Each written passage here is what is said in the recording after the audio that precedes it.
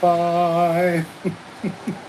I may have just moved that. I set it so that I could turn it around and show you the view outside. Look. Whoa! There's the sea live. I love that. So, yes, please remember the guidelines. No being rude. So, I've been having a gorgeous morning. I think I'm going to pull that up a bit. Yeah, I've just been for a lovely walk and made a video. You won't see till Monday. All about the original oracle in Greece and how we can use the frequency of the natural world around us to give us signs, to help us think, to help us, ponder and wonder at how to move forwards and grow. And there's no cards involved. It was just the natural world. But oh my God, the butterflies. There were so many. This whole area was just shimmering with them. So I'm just gonna give the cards a little shuffle. Wassail Cadi Christ, Wassail Soul Secret Service, Wassail Mick. So, I didn't get. I don't even know where it is. I need a book, a notepad. Must be somewhere in the bottom of my suitcase. But now I need a pen as well. So just bear with me. There's always something. It's my beautiful room. It's all very grey. That's why I did a grey cover shot. Right, so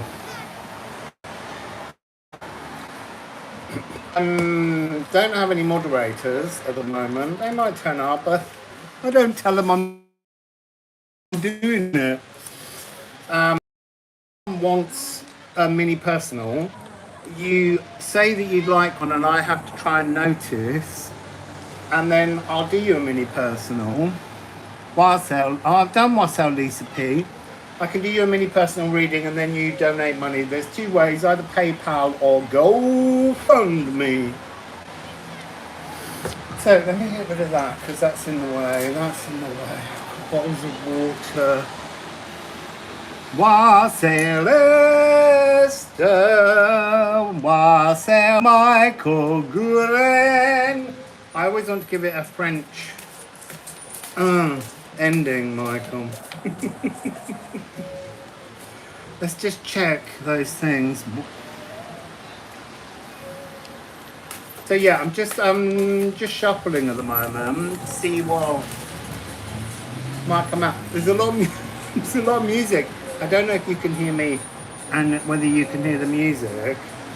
Oh look, we're in the flow, people. We are flirting. So this is divine inspiration. Let's hope I've got some. Wassail Michelin Taylor. Do you want to see the sea, Michelin? Do you want to see the sea? Because I've set this up so that I can do this. There it is.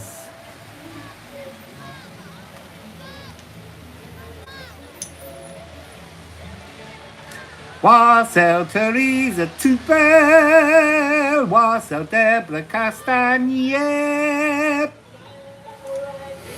So, that's the sea. I have to push it back a bit to get my big head in. So, there's the sea. We've got Flutter. There's an energy here with Flutter that's to do with the rites of passage. there's lots of really big rites of passage opening up. Tomorrow's reading that I've recorded and posted, but it hasn't come out just yet. That one's all about this rite of passage, and it's to do with the eclipse tunnel. I thought we were looking at 6 columns of the eclipses, but actually we're looking at a dark period where we're shutting our eyes or shutting off our ability to see with our eyes, and then moving through after Null Island on the 25th with that lovely garden party with the dragons, then moving into the light. It's like 2 halves. So that's interesting for me. I'm just gonna shuffle, Wassail Francesco.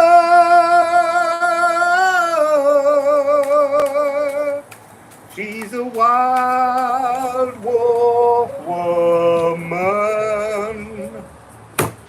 So, was that loud? Okay, I'll do your reading. Oh my goodness, look. So we're in the flow of the Lefruma love source energy, bringing us a new energetic piece of magic. That's just incredible. And it is the Fallen card. It's a divine spark. Something wonderful. Actually, this morning, I did Monday's reading, which is all about Dodone, or Dodone, which was the original oracle in ancient Greece. And it was all about transformation and wishes. So when you get to that video on Monday, there's an opportunity for you all to make wishes. Those cards feel like they're a confirmation of those wishes. So, I'm gonna write you down, wild wolf woman.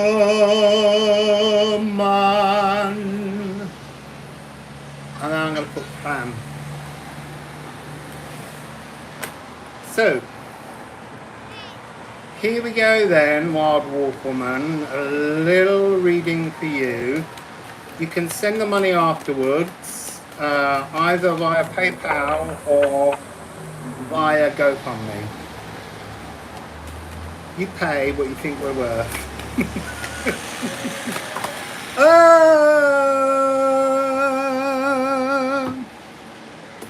So first out is this conjunction.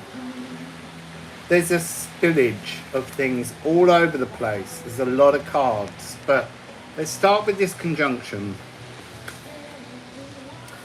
0 degree aspects. So I'm going to ask you first of all, you don't need to tell me, but to look at your natal chart and see what's closest to 0 degrees, or look at your natal chart and find out what at the birth is now in a 0 degree conjunction with the current position. Something is aligning for you, and it's a really strong alignment. It's being in the heart of wondrous magic. So Lisa, I'm going to add you in. Oh, you see, I didn't write down the time for Wild Wolf Woman, but it was around 8:30 or 8. I'm meant to be good at this. So Lisa, I'm going to give you P925 in case we get another Lisa. Okay, so Wassail Firehorse. I'm putting you on the list, Firehorse, and we'll work our way through it. So please don't send money until after the readings.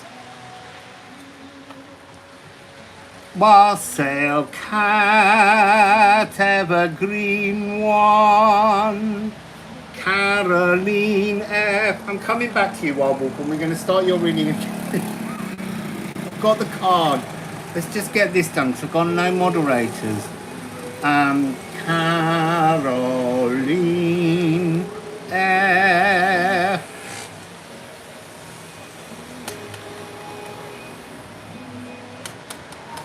It doesn't matter if you have, it doesn't matter. I'll get to, I think you're second, Lisa, so I'll get to you. It's just what worries me is that people come on and then there'll be a huge long list, and if I can't get them all done today, I will come on again tomorrow and complete the ones that want to be done. So let's look at the time now, 10:40, and we're going to begin Wild Wolf Woman, and then I'll have to check if other people have asked. Unless Eve turns up. So, Wild Wolf Woman, I want you to go and look at your chart. Look for anything at birth that was on 0 degrees, just so that you know that that's a planetary alignment with a particular zodiac sign or house. Then the next thing I want you to do is to look at the position of anything when you were born and see if anything in the current transiting of planets, and it doesn't have to be, it could be Venus at 12 degrees of Sagittarius, and then it could be Jupiter now, currently at 12 degrees of Sagittarius. If not, it's in Gemini. But what I mean is you're looking for something that's conjuncting, because this is talking about you being in a mutually intensifying amplification with the music of the spheres. They're all out there. See, I'm just now thinking I need to put my phone on with the mini keyboard. If you love me, give me a score. No! That's too needy for an advert.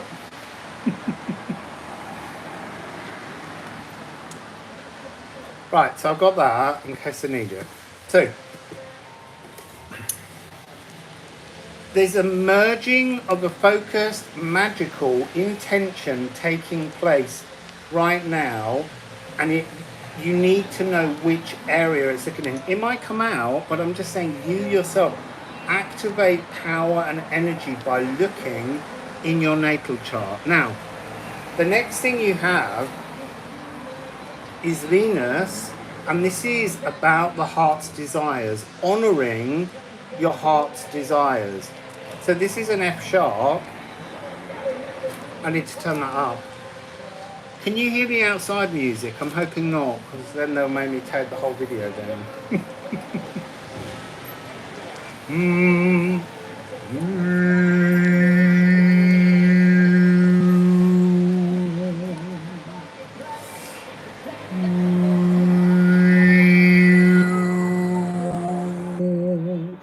So, the reason you need to look at your chart is because I'm about to say something that you're going to slightly go back in horror, and that's not the full truth.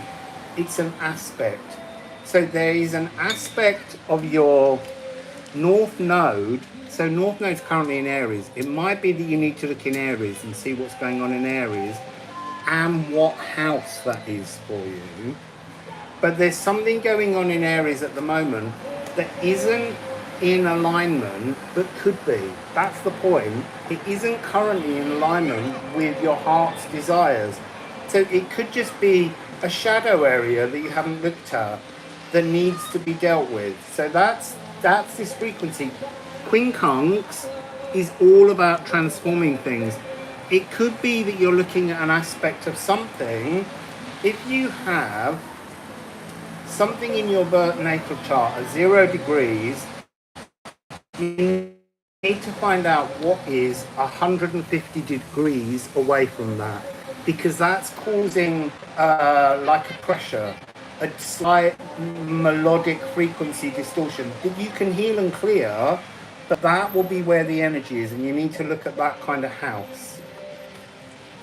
Otherwise, look at some planet from your natal house and then some transit currently that are in conjunction, and then look 150 degrees away from them.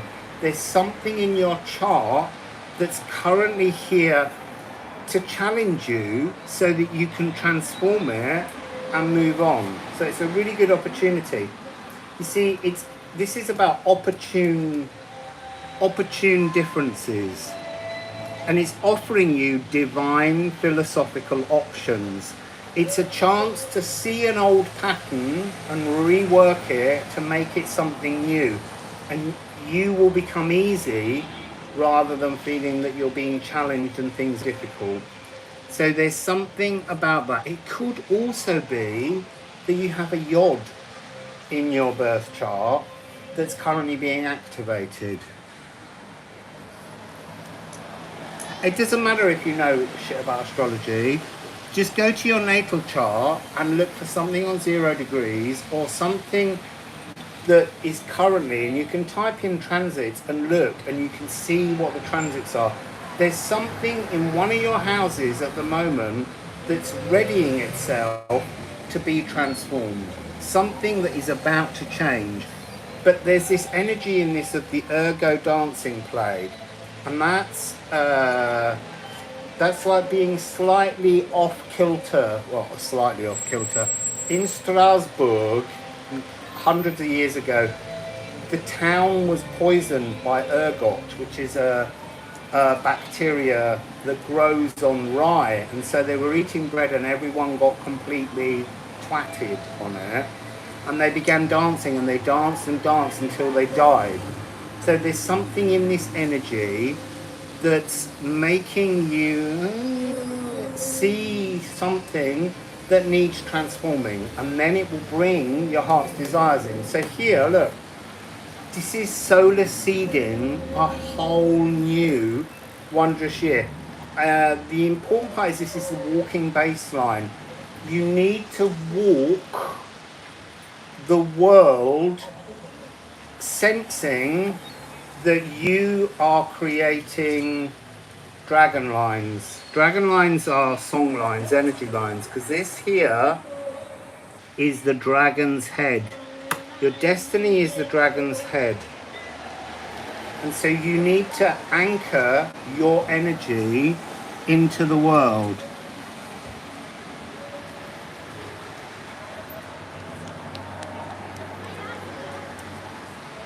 Wassail is clips.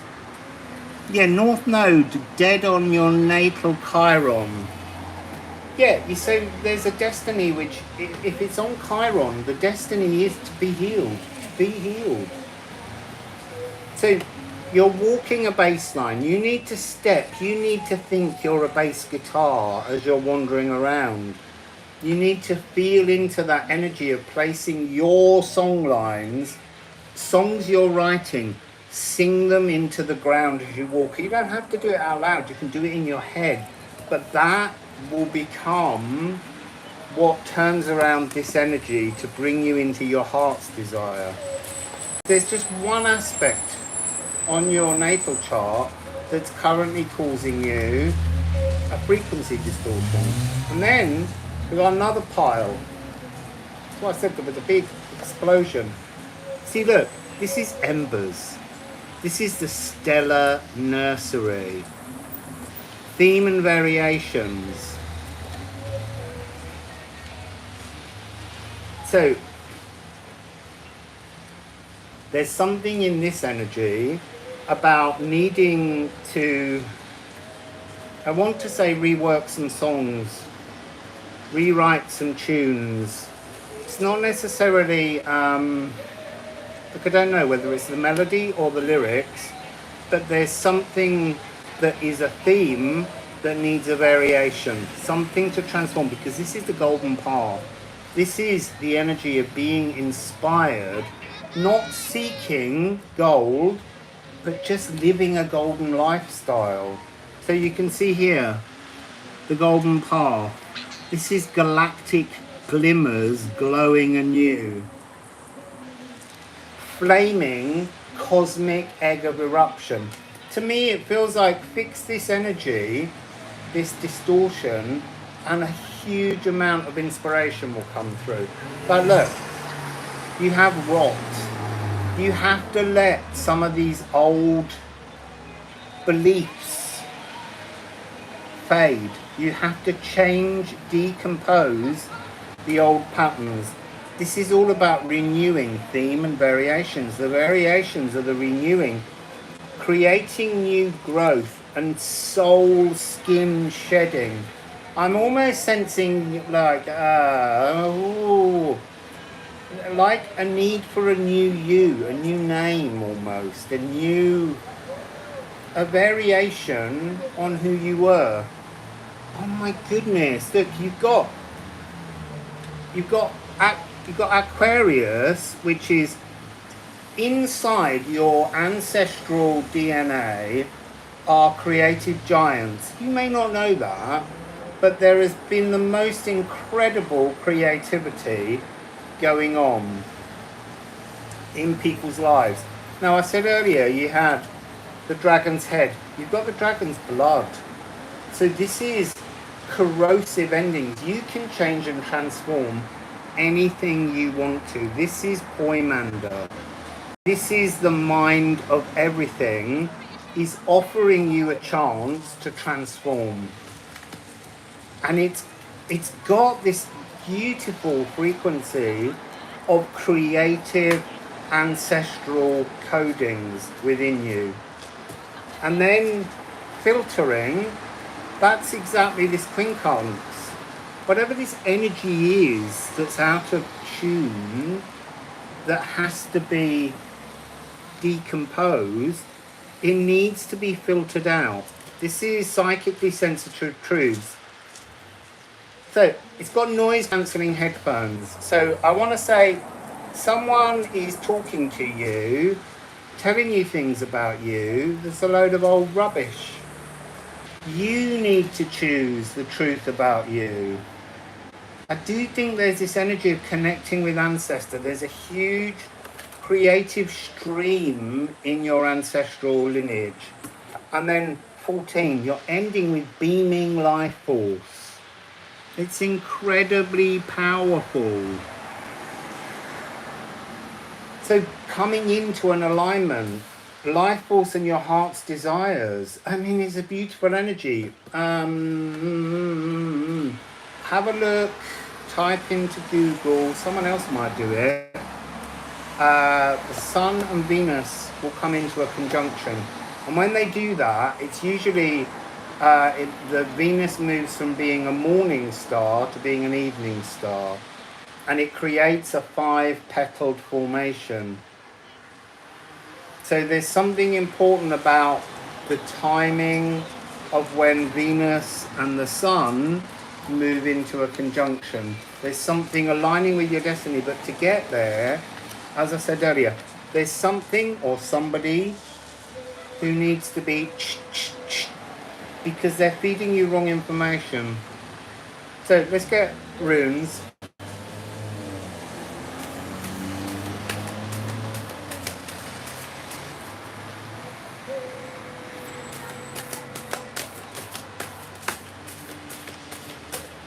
Yeah, look, needle is in the deck. Turning around, that's something you can't see. This is something you're not willing to look at, but it's there for you. This is something that is there for you, and you've got swelgeness, which is the past. It's time to mend the past. Whatever's gone on in the past is not your future. Don't judge things on what's gone on before. Judge yourself on what you're making now. So this is a really magical gift. But to get through that, we have to shed. We have to decompose old patterns so that we can dance macabre. It's Strasbourg. I just want to say Strasbourg or Salem. There's some kind of connection to both Strasbourg and Salem. Because you've got the dance macabre came out of the Ergot dancing plague, which took place in Strasbourg. But this is about, there's some kind of cognitive dissonance that you're playing over in your head because someone's feeding you mistruths. They're feeding you a projection of their own life, not your own. Of their life, not yours. So this energy must be filtered away. so that you can pass through the eye hole of the needle and find that you're stitching the variations now. You can't keep on this old pattern. So a couple of ceramics.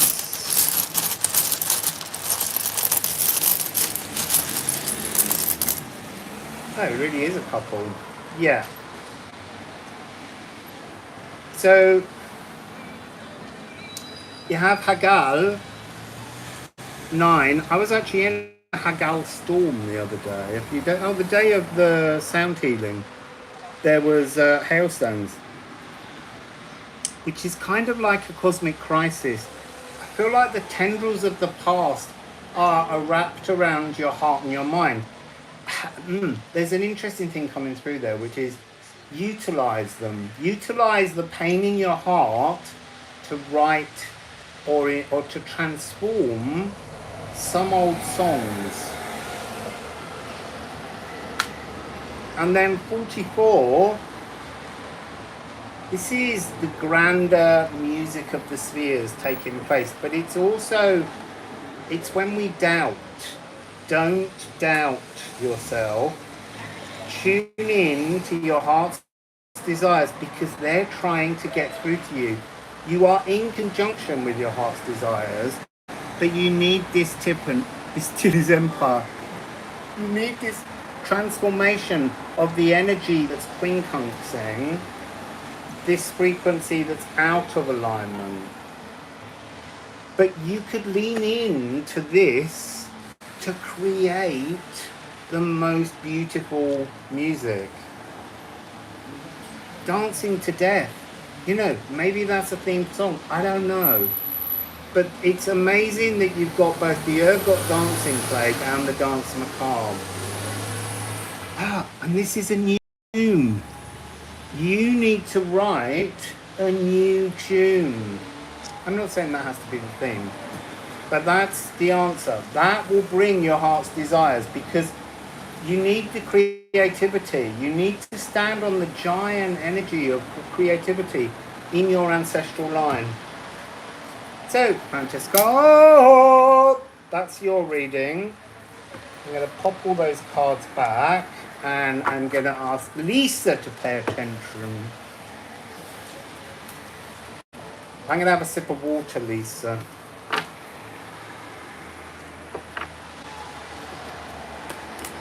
Just have to pull the cards back separately in the decks, so that we don't get them coming out in the same order, because that's just rubbish. If they come out in the same order, you and Francesco need to have a chat. So let's just have a little bit of Chase Spring. Chase me!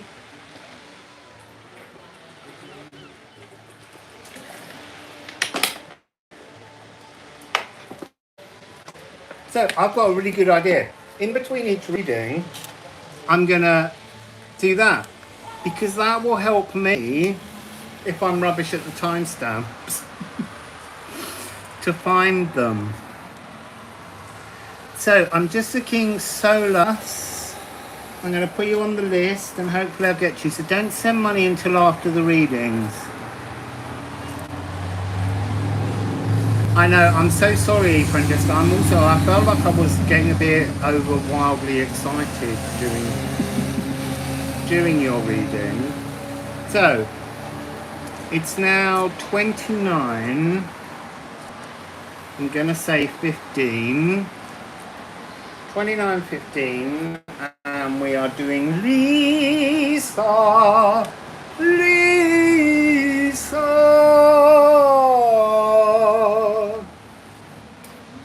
So Lisa, let's see what comes. We're going in with the runes. Oh, protected and cradled. I hope that's part of your message. It's a beautiful energy. So,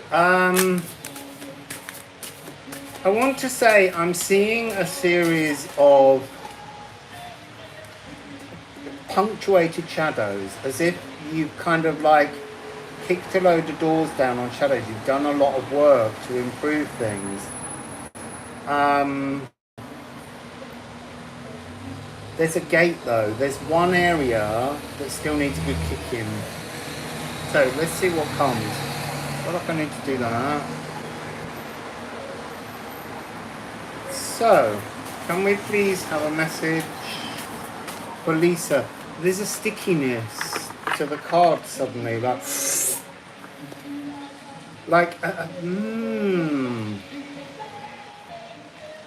You're not sure exactly what it is that you want to remove next.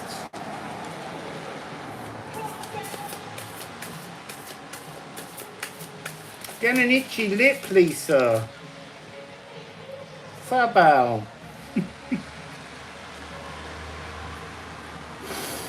So we have two energies to begin with.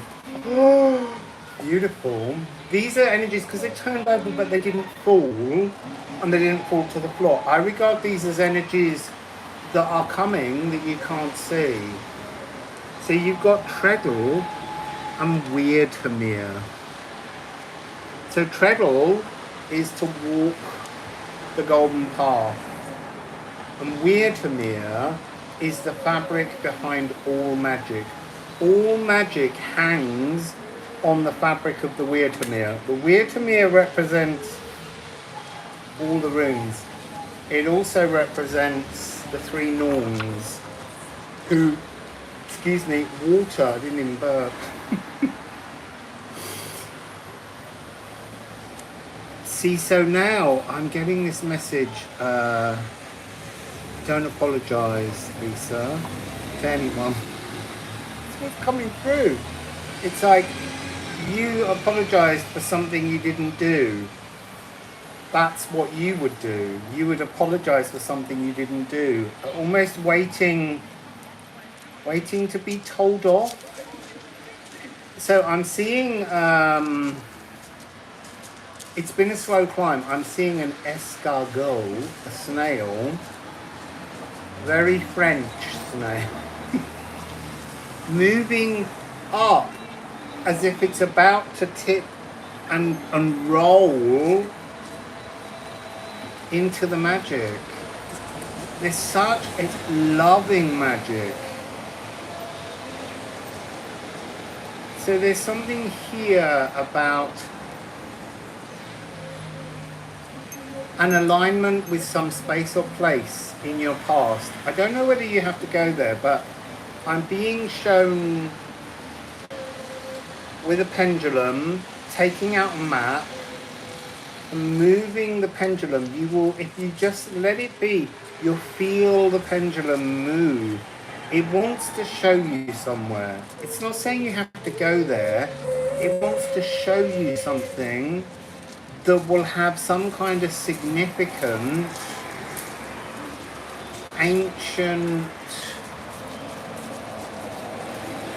place, mound, barrow, burial, churchyard, something to do with where people who have lived have been left.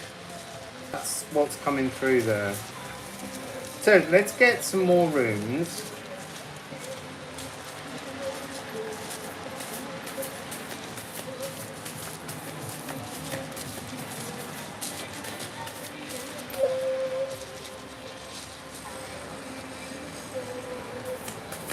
Some terrible songs coming in through that window.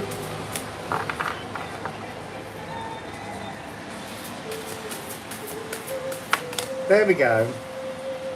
Oh, you see, now that's really interesting. It's Tyr, but it's Tyr coming in sideways. Tyr often comes in up the right way, ancestral spiritual warrior work. When it comes in upside down, it's cosmic spiritual warrior work. I don't know what it's trying to say sideways on. It's got a little bit of an energy of this. I think it's been in this form. I feel like there's been a huge spiritual test And this energy is coming in partly to break the energy of the test, but also to bring you, to nudge you into this new magical golden frequency. There's something, you don't have to go to this place, you just have to read about it or learn about it. It's something to do with the space on a map with a pendulum.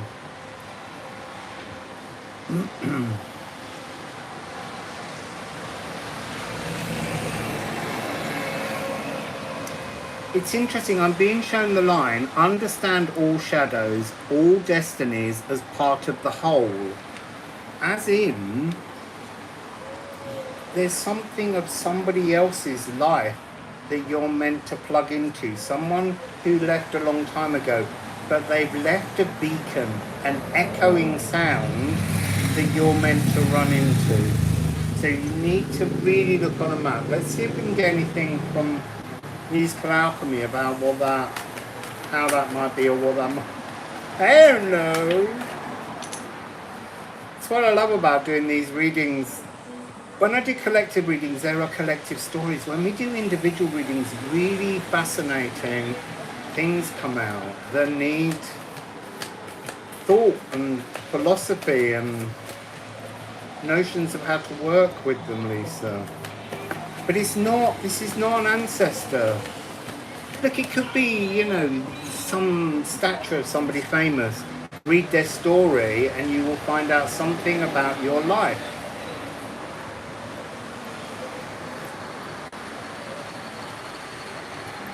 So, Wassail, Donna, Donna, Donna, Donna. Ooh, Lisa. There's a magical materialization. It's going to bring in a new time energy, a new movement, a new frequency, a completer frequency. That's great energy. So yeah, look, there's a completer frequency, the great contractor. There's some energy that feels like you're flailing around, a wide energy that makes you feel a little bit out of sorts. And yet, this energy that you're going to find on a mat is bringing something. Sorry, I'm trying to keep up the comments because I've got no moderators.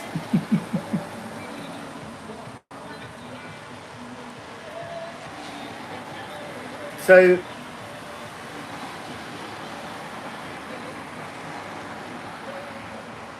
there's something to do with worth of the salt.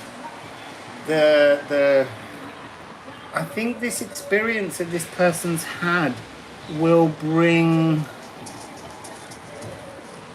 I'll keep an eye out for that. But this is talking about something else. So maybe that's the thing. Maybe then you're going to connect to somebody's memory who experienced what you experienced, Lisa. Because I'm not feeling a blood energy here. I'm feeling some outsider who wants to bring you this golden magic to materialize something. I mean, there are the sacred salt tears of release. I was sensing that energy.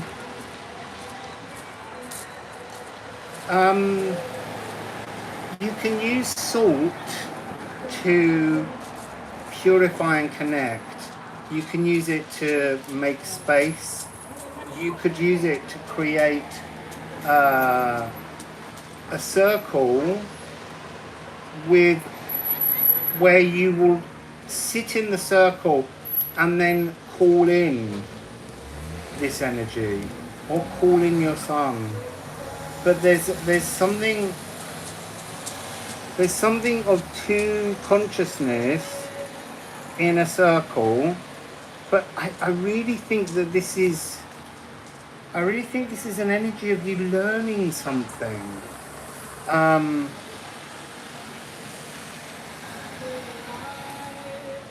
So I'm gonna throw some more cards down. Because obviously I'd love to say that I'm feeling your son's energy here, but this is someone else bringing you something to do with that.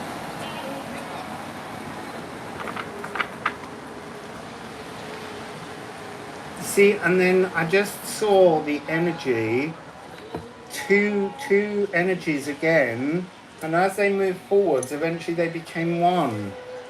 So someone is bringing you, and look, they're dead, this person. It's a memory or a book or a piece of history that's going to move you and help you.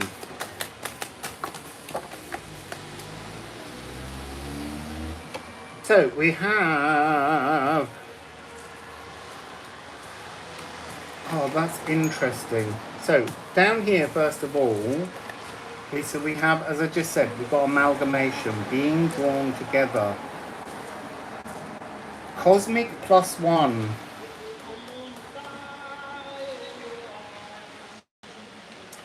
Nestle and conjoin, destined cohorts.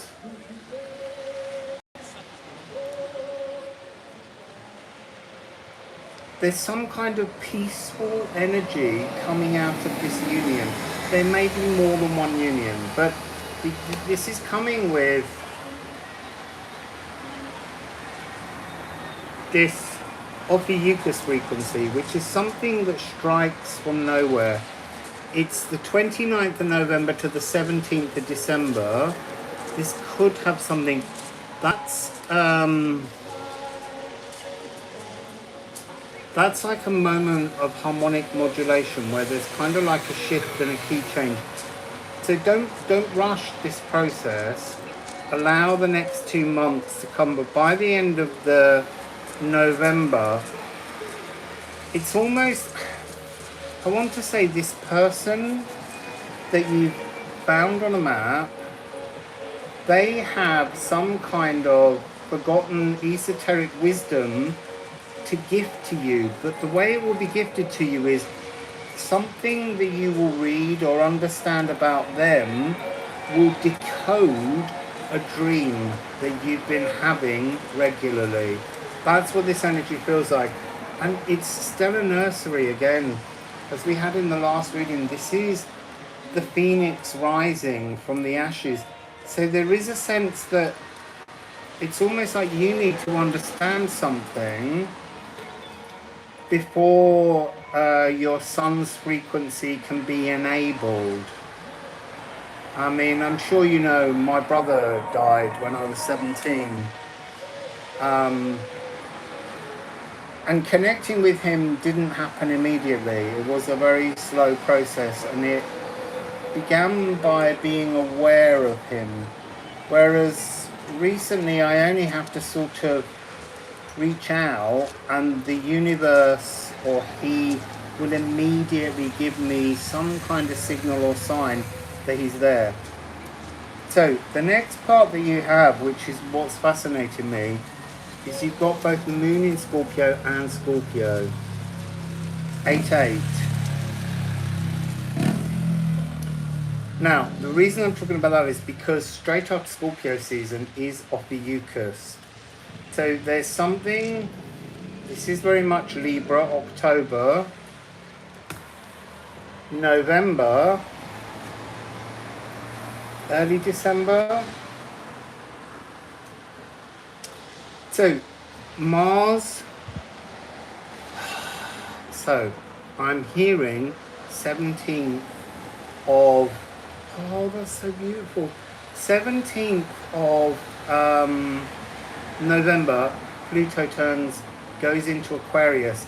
It feels like there's some kind of Akashic, oceanic Akashic hierophant here on Earth. So there's a sense here that once Pluto moves into Aquarius, he's able to release frequencies, people, beings, energies from beneath the surface of the Earth to come forwards, because this is deep X-ray diving, so some kind of emotional preparation. Oh look, you've got two golden paths here. That's really interesting. Like there's something, you've been nudged, but the nudge will open, I'm hearing for you fully, on the 21st. Things will come in before then, but you won't feel willing to trust. You're waiting for solstice energy. Solstice 21st of the 12th. Might be the 22nd this year because of the leap year. I haven't looked that far ahead yet. But that's the shortest night. It's the day when the veil is very thin and ancestors come in. You've got Best in Bet Noir's whale songs with this moon in Scorpio energy. So this is about deep, placid emotions. So there's something in this period of the next few months leading up to that energy where you're looking at being incredibly calm. You know, like being a whale, singing through all of those emotions. But I'm seeing a whale and you're resonating gold. Gold. Gold.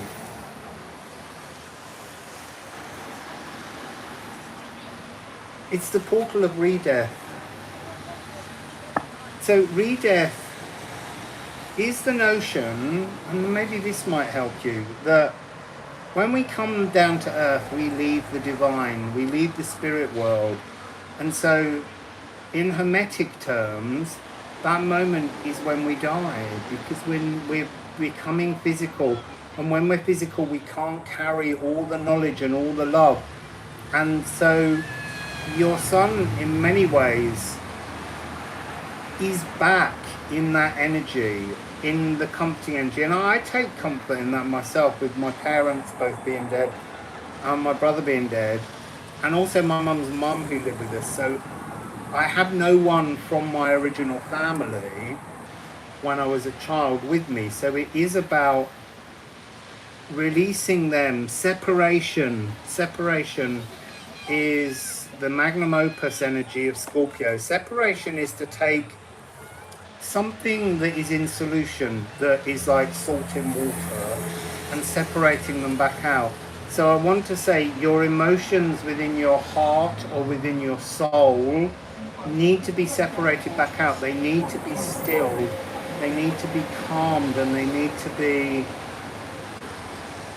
See, I'm just getting this energy of this sudden loving frequency from this person's story, releasing some energy to rise up from the earth through Pluto and make you feel incredible. So I'm getting spine and molecules. So I'm just going to give you those two notes.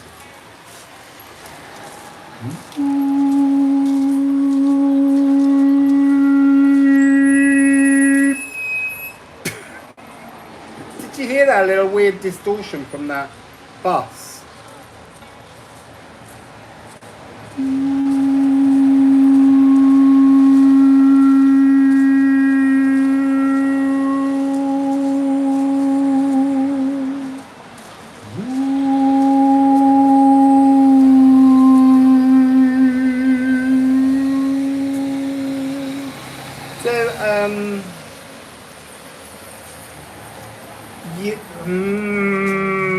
So you have to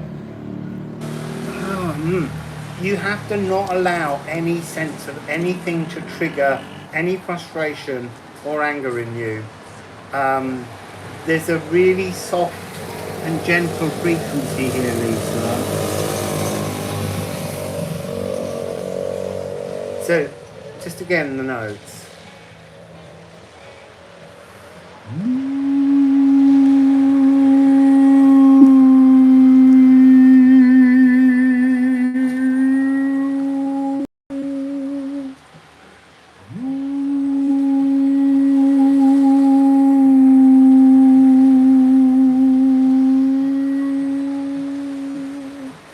So let's get a couple of runes at the end. Dirty Fork, salt, salary, what you're paid comes from the Latin Spanish word salt, sal, because Roman soldiers used to be paid in salt because salt was an important commodity. We need salt in our body. So when we say someone's worth their salt, it's they're worth their salary. So this is the so this is Condal 44 55. I'm being drawn to this. Something in that story materializes and alchemizes something that assists you, Lisa. That's the frequency I'm getting from this cosmic greater candle music of the spheres. And then you have 12. So this is year, gear, it depends how you want to say it. But it's, I call this the future pantry.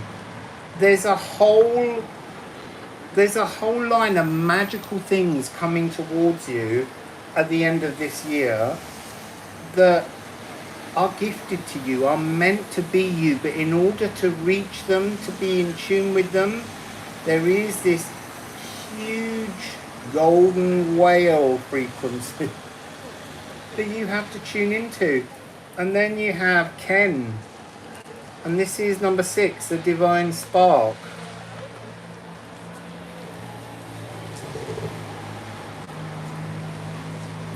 I'm hearing whales singing golden melodies.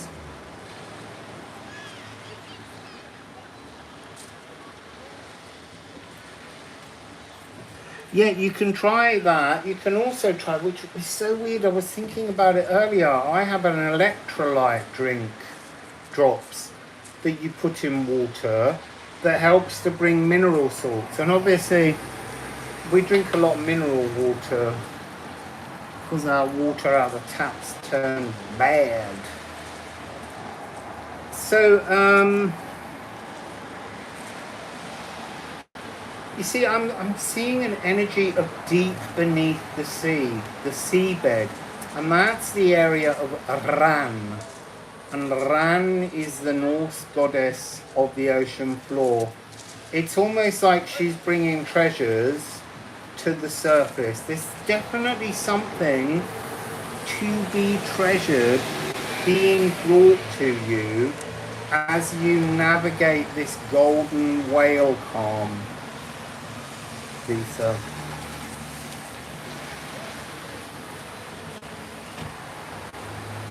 It's very powerful and very beautiful.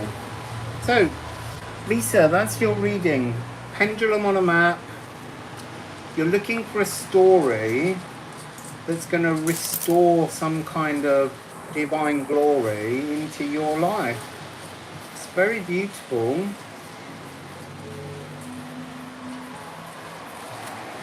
So I'm going to put these cards back and then I'll look at the thing. The next person will be Firehorse. But I think some other people are burping now.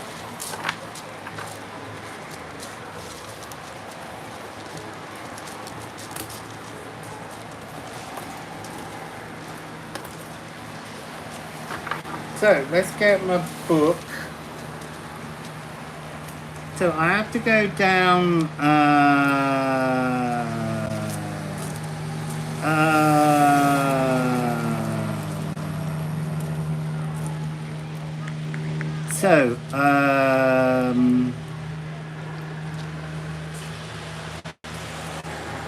Wassail rage, wassail living light, wassail daisy may. So Theresa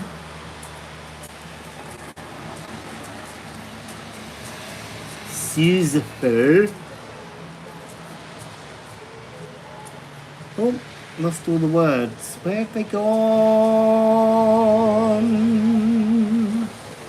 So So Natalie,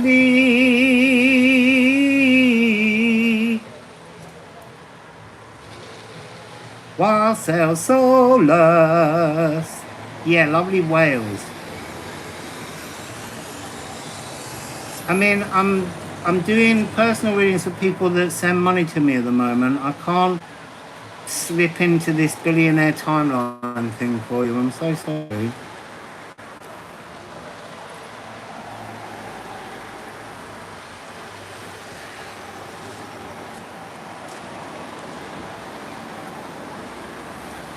So, Firehorse, I'm just giving you a little look at the sea because then that'll help me to align up. Also, I can sweep water now while you're not looking. How's the sea? Who's walking by? What are they up to? What's their energy? Suss them out, people.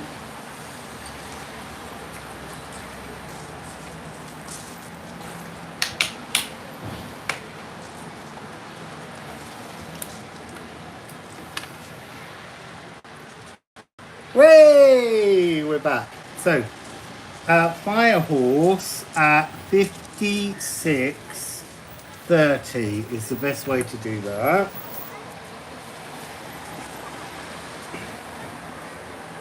There we go, Firehorse. That's 30 minutes. Might have pushed that a little bit too far back. I'm loving the noise of people wandering on the pebbles. I don't think I want to start with them. Look, I'm starting with the ceramics for you. There's a thing.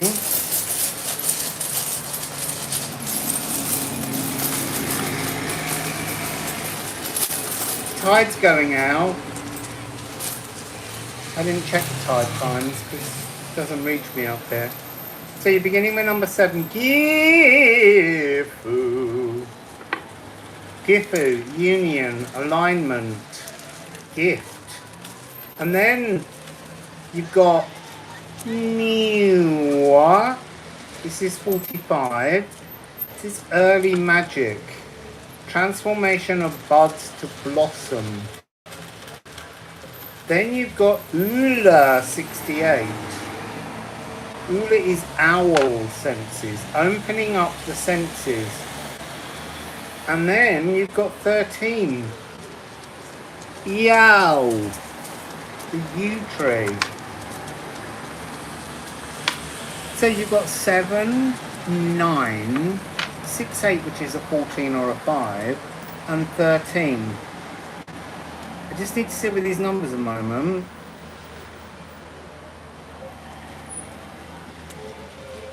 There's something I'm being shown, like, so you take an image, so for instance, how can I do this? So if I showed you this 3, then you're only seeing this part, but there's another part to the energy which could come and makes something completely new and completely different. But it's got something to do with the alignment across this frequency. So, what do I want to show you? I want to show you this. Look at me getting all droid. Droid. This and this will have some kind of relevance to you that I don't know yet. But in both cases, you are here. Pen won't right now. You see, and now they're doing this to me. They're making it Roman numerals, like there's something of ancient Rome that is still playing through you.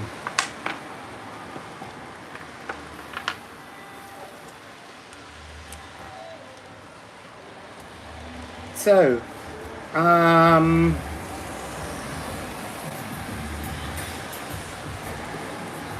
we've been talking here about alignments and things transforming by adding new energies, because that's got a little bit of that frequency. But the runes themselves have very little in common other than the E-stroke of consciousness. So it feels like there's been some kind of consciousness pattern played out in many lifetimes that hasn't transformed. It's still got a couple of edges, points, and the truth of it is this smoothing out of something. So let's begin. No, it's wanting the runes. So let's begin with the runes. Put it through the healing oracle deck.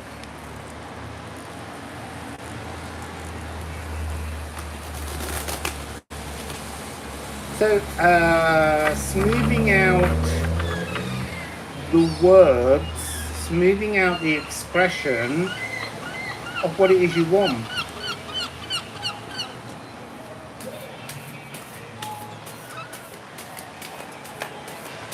Oh, come on, the seagulls could make more noise for us, please.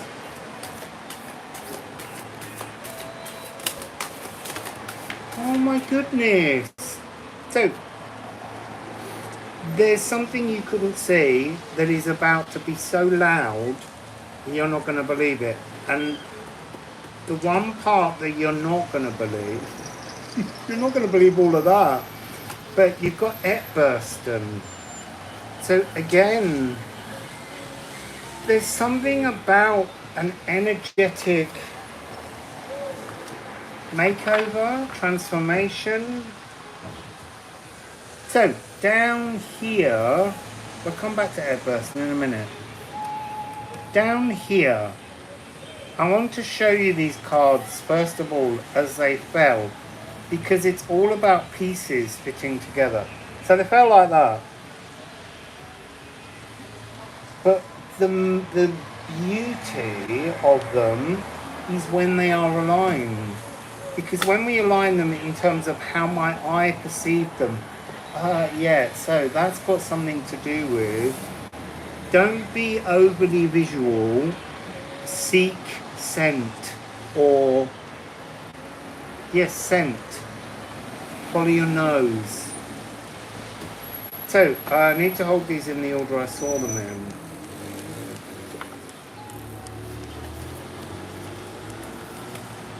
It's just so beautiful. So here, Lefruma. Lefruma is love. It's the source of the divine. It's also the pink alien in the Great Attractor that's pulling the whole of that cosmic wonder away from the earth so that there's less pressure and density. Wassail coffee. Sorry, but that's a beautiful thing. Just listening in a parking lot. There's a song, isn't there, about in a parking lot. So, Lefruma. And look, Kathy came on Lefruma. So this is the energy of the pink alien, the Great Attractor, creating less density on the darkness, on the shadows, as it pulls away. It's almost like the presence of love creates often greater distortions. And as this love is pulling out, it's beginning to, it's like a piece of silver foil paper that you can smooth out. And eventually, if you work really carefully and slowly, you can make that silver foil look brand new. So, you've got all this love energy, and then you've got the future pantry. This has got the line, the astral rivers of the dream realms pour once more. This is the future pantry. This is school, the future. Your future is realigning. And it's realigning, Firehorse, to take you on a journey. Oh, look. Can you see this wing here? I can't do it back from.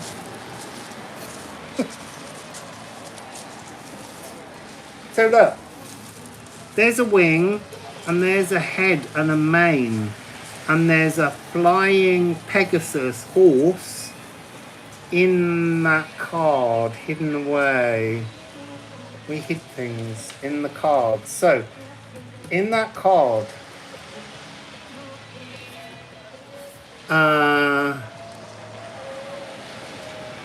want to say that's interesting. I said shut your eyes, but it's actually shut your ears. That's been interesting. That's the second time today that the energy, Wild Wolfwoman's energy, shut your ears. Don't listen to the curdling cries of others. Slip your knots and ride out. Do not force your horse to run a deathly course, but get down and walk your own journey. Let the horse fly away for now. You can walk this loving pathway. So, you've got another card here that's face down that I've been holding back because I like to have surprises. Brom. It feels like it goes with this one. Something is sweeping in. Something is coming in to transform. We'll ask the other deck what it might be in a minute. Let's move these back.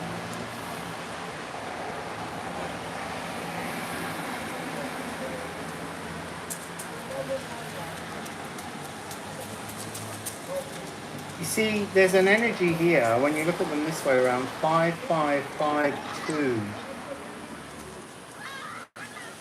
So that, oh no, hang on a minute. Hang on a minute. 325 5 55 52 58. There's a change coming, and also this one's 1 2, so we have that 5 2 1 2 3 2. There's a realignment. That's what it was about from the beginning. Things are coming into a realignment to take you on a new journey, to sweep away those big blistering berries of blood. So let's get onto another deck. I just need to make room because I feel like there's going to be an enormous spillage in a minute.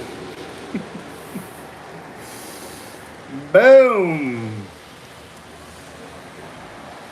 So let's go into the musical alchemy of astrology deck. See what's going on. Firehorse at 1-5.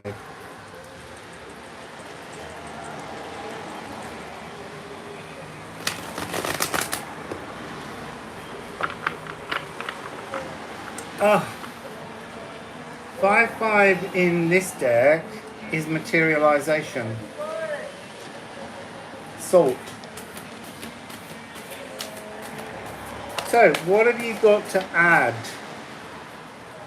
So, first of all, just this one card came out. It came out upside down. Deliberately, because it wanted to say that you're going to see everything differently, emotionally, soon. There's going to be a clarity.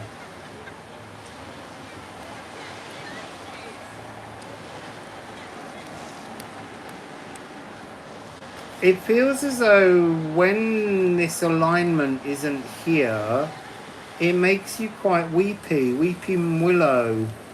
So there's some kind of connection to a weeping willow, riverside, sitting under the shade, calling out to a tree, and feeling sticky resin coming out rather than fluidity.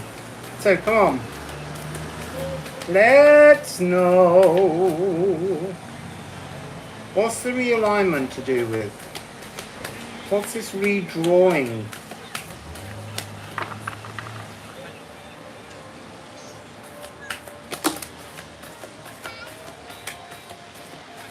Okay, so they're face down. 5-1. We had 1-5 just now, like a mercurial victory. So this is ancestor tributes. But there's something wrong about that. There's something distorting. It's like something's rippling out.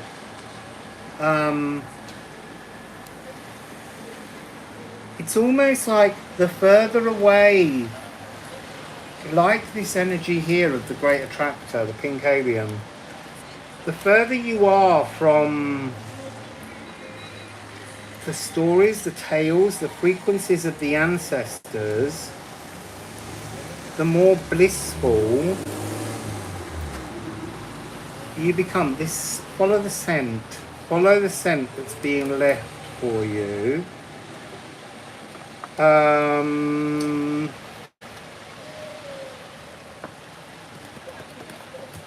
So this is interesting. I just can't work out how I hold them up.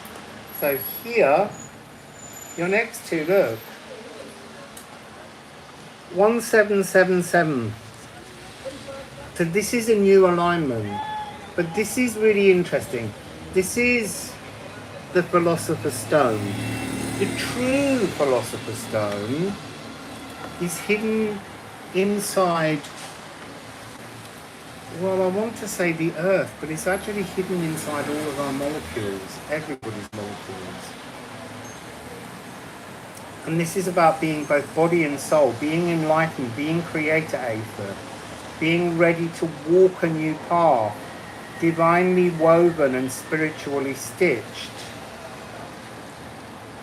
This is to be either grounded or untethered. You need to do some kind of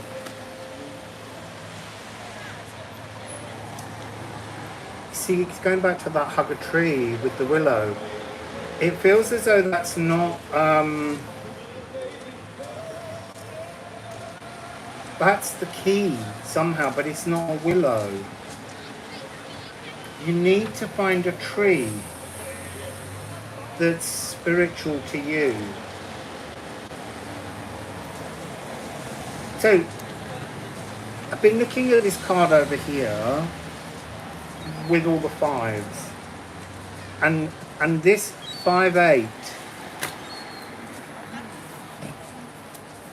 this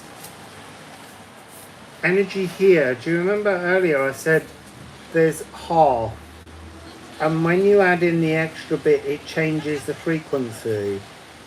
So really, when it put the Roman numerals in, it's asking for it to be half. And when you half it, it becomes 5. Roman numeral 5, 8.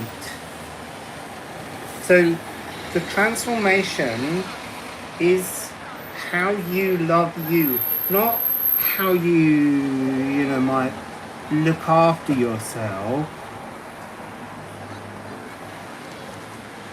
But there's your Philosopher's Stone is actually, it's like all of the cells in your body ringing with love. And what's so interesting is, I was like, so we're looking for the 8. We've got the 5-5, we've got the 7-7, but that's not the solution. That's just part of the journey through. You can almost, there's aspects of this hidden within this. There's aspects of love hidden within all parts of you.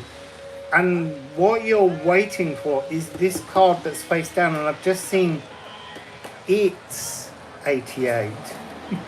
Put down. So, self-actualized salvation. So I'm seeing an energy of, see, look, this is the key, but there's an energy here of unanchoring. I am, no, where is it? This one. I am untethered. You need to untether. You need to send your consciousness, your spirit, through the sun. And when it's gone through the sun, you need to turn it around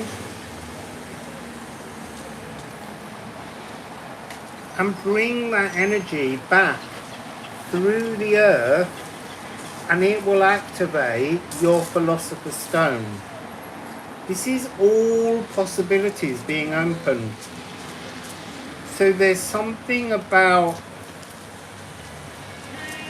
I want to say you know the answer, but your emotions don't seem to follow. Don't take them. Go to the sun, come back through the sun, and as you approach the moon, now you're going to be approaching the moon the right way round. You're going to be approaching the moon from the dark moon Lilith side. And from the dark moon Lilith side, that's the key to going through and weaving your emotions in with the knowledge that you know. If you have a piano, play all the black notes. Don't touch any of the white notes. Play just the dark moon Lilith, black moon Lilith notes. And you can play anything. Just put your foot on the pedal and just plinkety plonk, and they will all resonate beautifully together. But the key to this is this pentatonic scale. So I was like, why are we having the pentagram? The pentagram, I don't have any energies of it here, but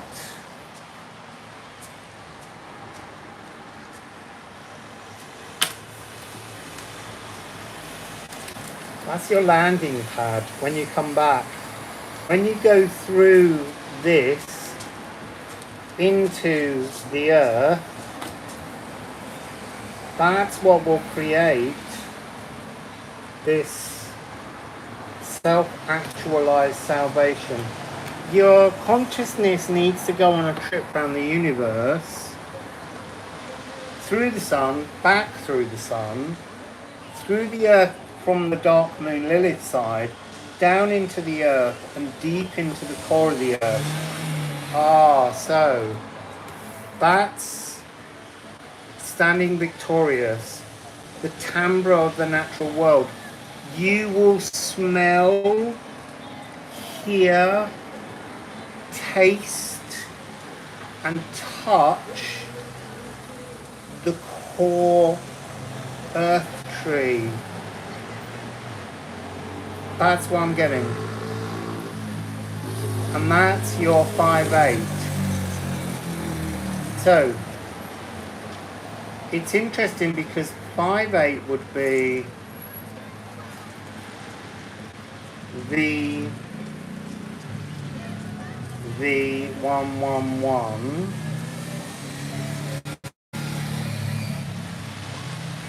but it's actually LV111, LV111. Play with these symbols. V for 5, 5, 6, 7, 8. L for 50, 5, 6, 7, 8.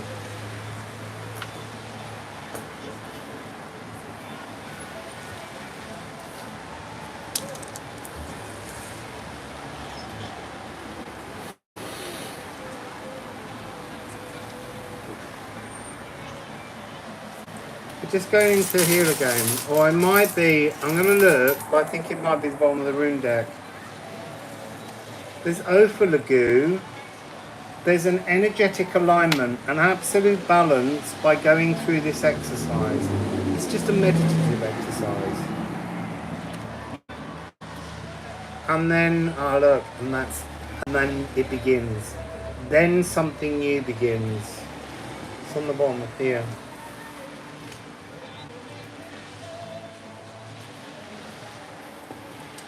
You see, I feel like this one is coming across as what's distorted.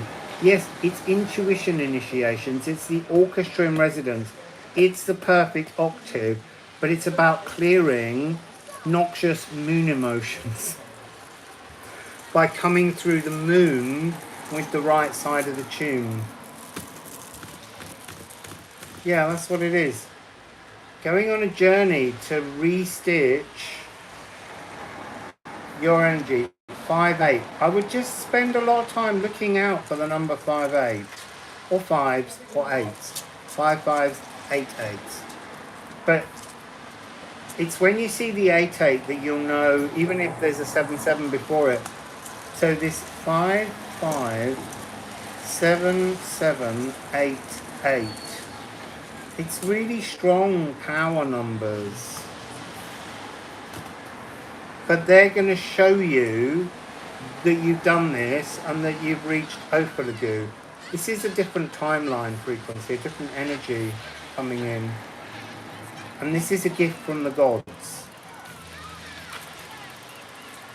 Be interesting to see, because there's not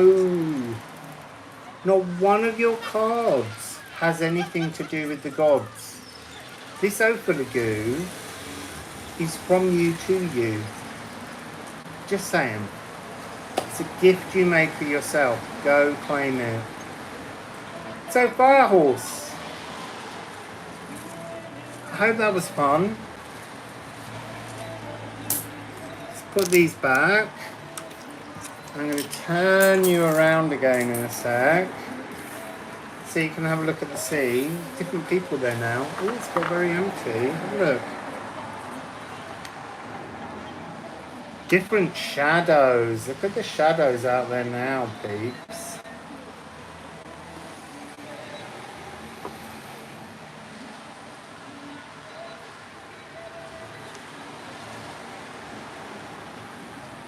Living Light, I'll put you on the list.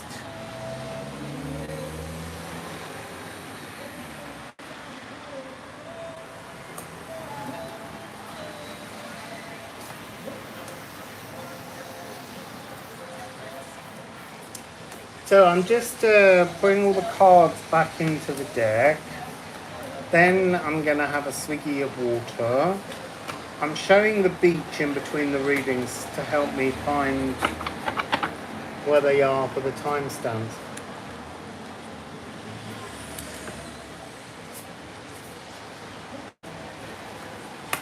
So next up is Carolyn F.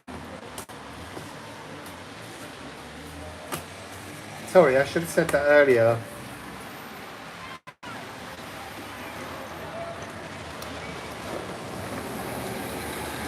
So Carolyn F. Let's get some water in me. I hope I don't need to go to the loo.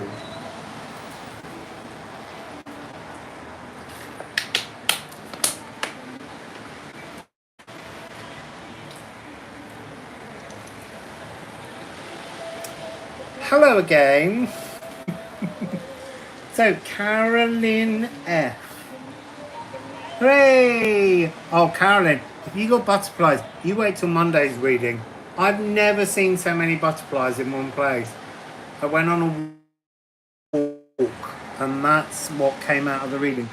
So I'm going to put 83.30, and I'll work out the difference later. It's in around 1 hour, 23 minutes and 30 seconds. So Carolyn F. I'm actually going to start with the Music Alchemy of Astrology deck for you, Carolyn.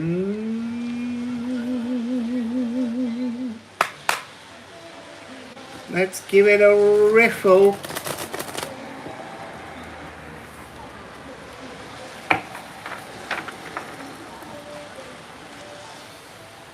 So,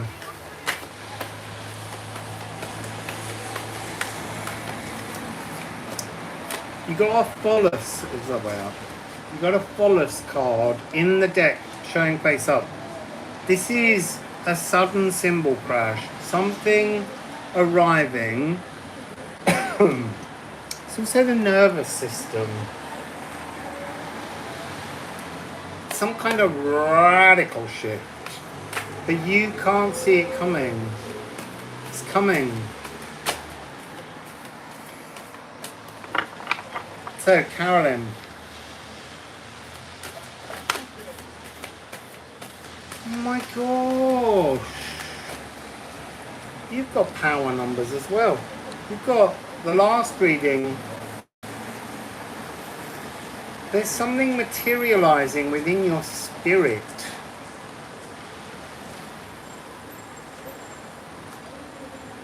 Just leave those there for a moment. And you've also got amalgamation. House 7, unions.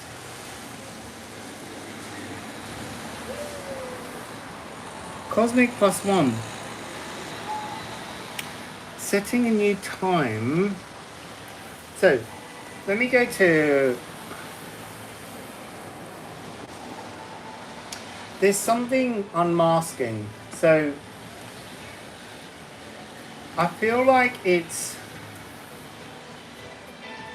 So I'm seeing how the big hotels here, they have this wonderful shiny white painted fronts to them. And when you walk in the streets behind, they're just bare bricks. So I feel like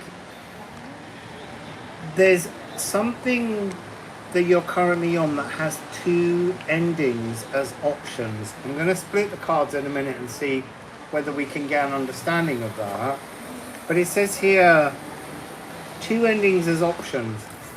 And because we have this 8855, it feels like there's 2 separate pathways there. And yet somehow they're drawn together. So this hotel business, there's something initially where there's somebody who is quite close to you who somehow has recently revealed something about themselves, or no, they haven't revealed. You've witnessed something about them that's made you question them. Like you've seen behind, you've seen the inner workings suddenly. But there's something about that that isn't quite the truth. So don't judge a book by its cover, judge a book by its contents. But there's a sense here of understanding the contents of the book.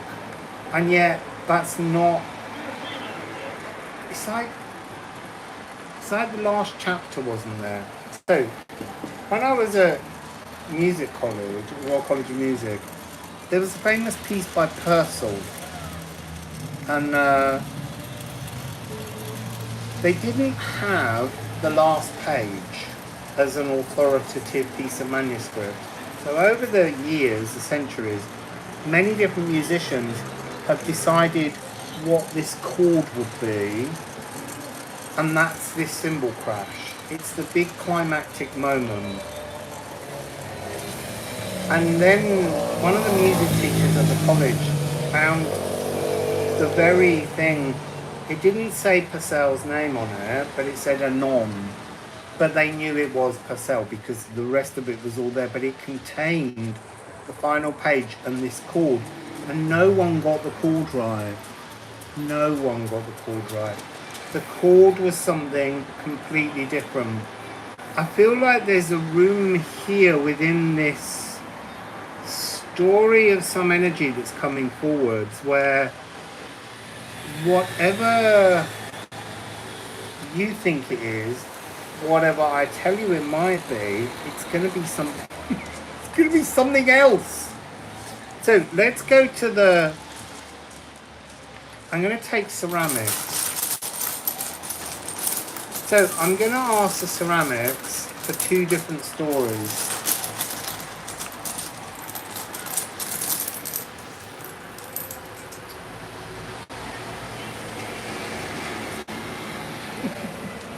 So we've got air, horse, and then we've got 40, which is the all rune, Weirdmere. This horse energy, this movement is hidden within this. You can superimpose that shape of the M inside the magic. Okay?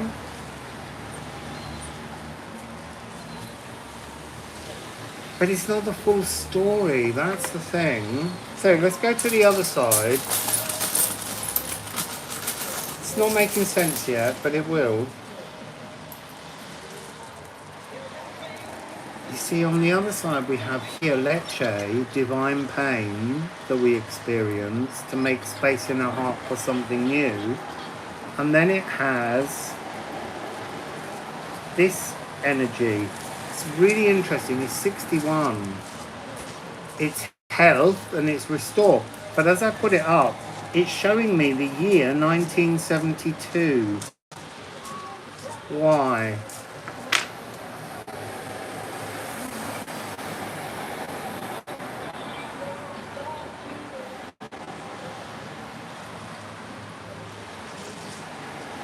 Okay, so now I'm going to put down a third story, which is more likely to be...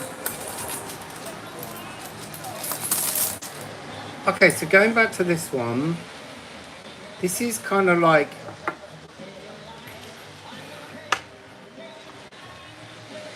a hidden magical movement.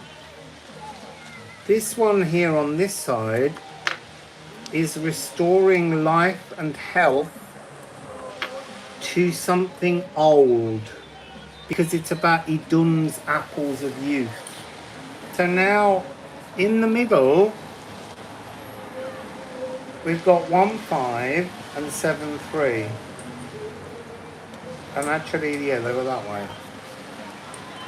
So here we have Theresa, explore or alchemize, because you're in a protected field. But there's a sense here that that's the one part you don't fully believe, how protected this energy is. You think it's an energy that wants to,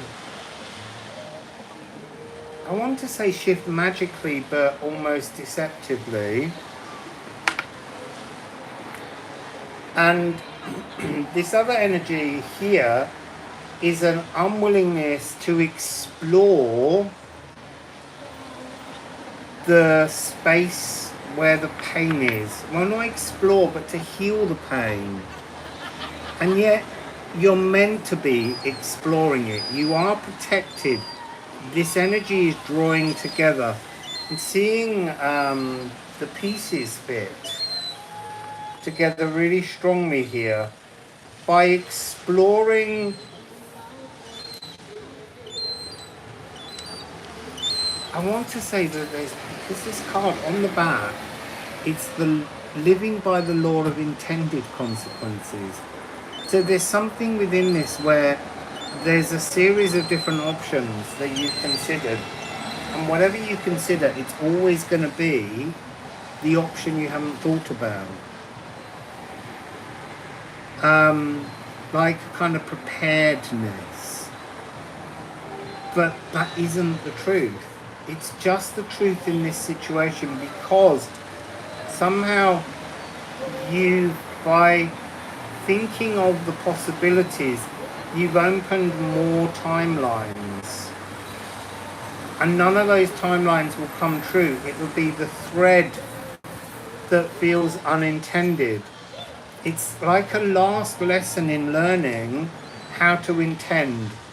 So by creating two endings, or multiple endings, or multiple possibilities, or multiple intentions, you're creating some kind of, not a blockage, but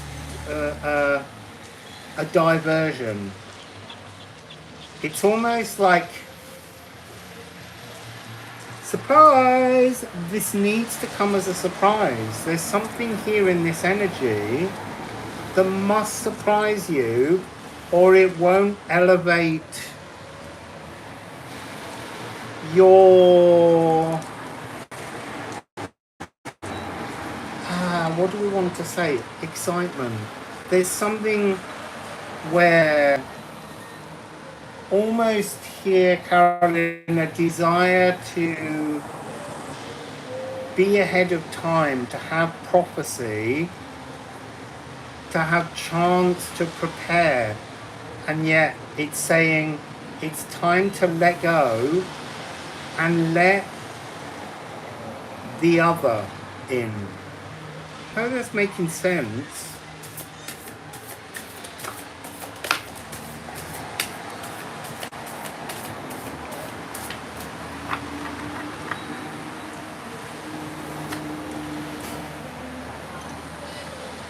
Yeah, look, there's some leche we have twice now.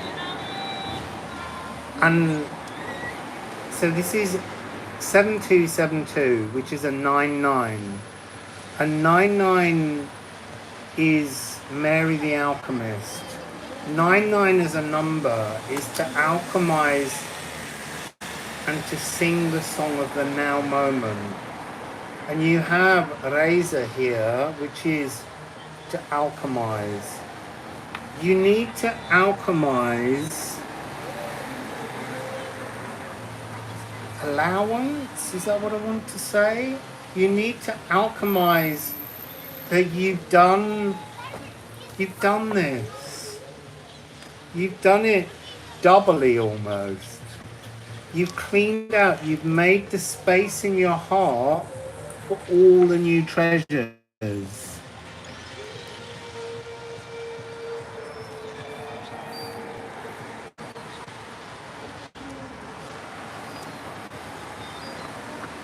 So I'm going to shuffle again. I need to put that there. So I need to keep a sense of all these different threads of your possible stories. But I think they're all supposed to be just released. There's something about learning to trust. Yeah, I want to say learning to trust spirit, but actually I'm being corrected in saying learning to trust. You are spirit.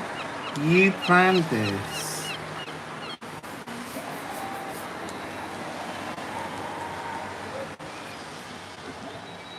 So, Carolyn. Oh, you did leave a comment. Sorry, yes, it's good. It wasn't at first because there were multiple lines. You see, look, and now we have Thorn. Thorn is the big giant gateway.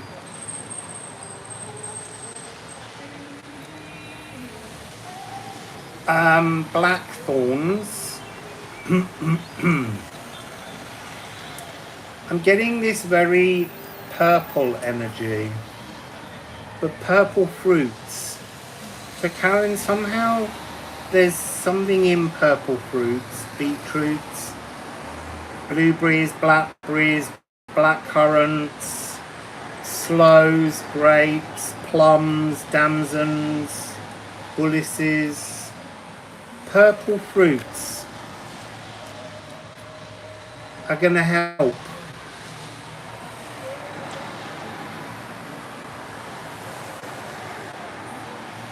You see, I feel like this amalgamation with your Cosmic +1 is your other self, your higher self, acknowledging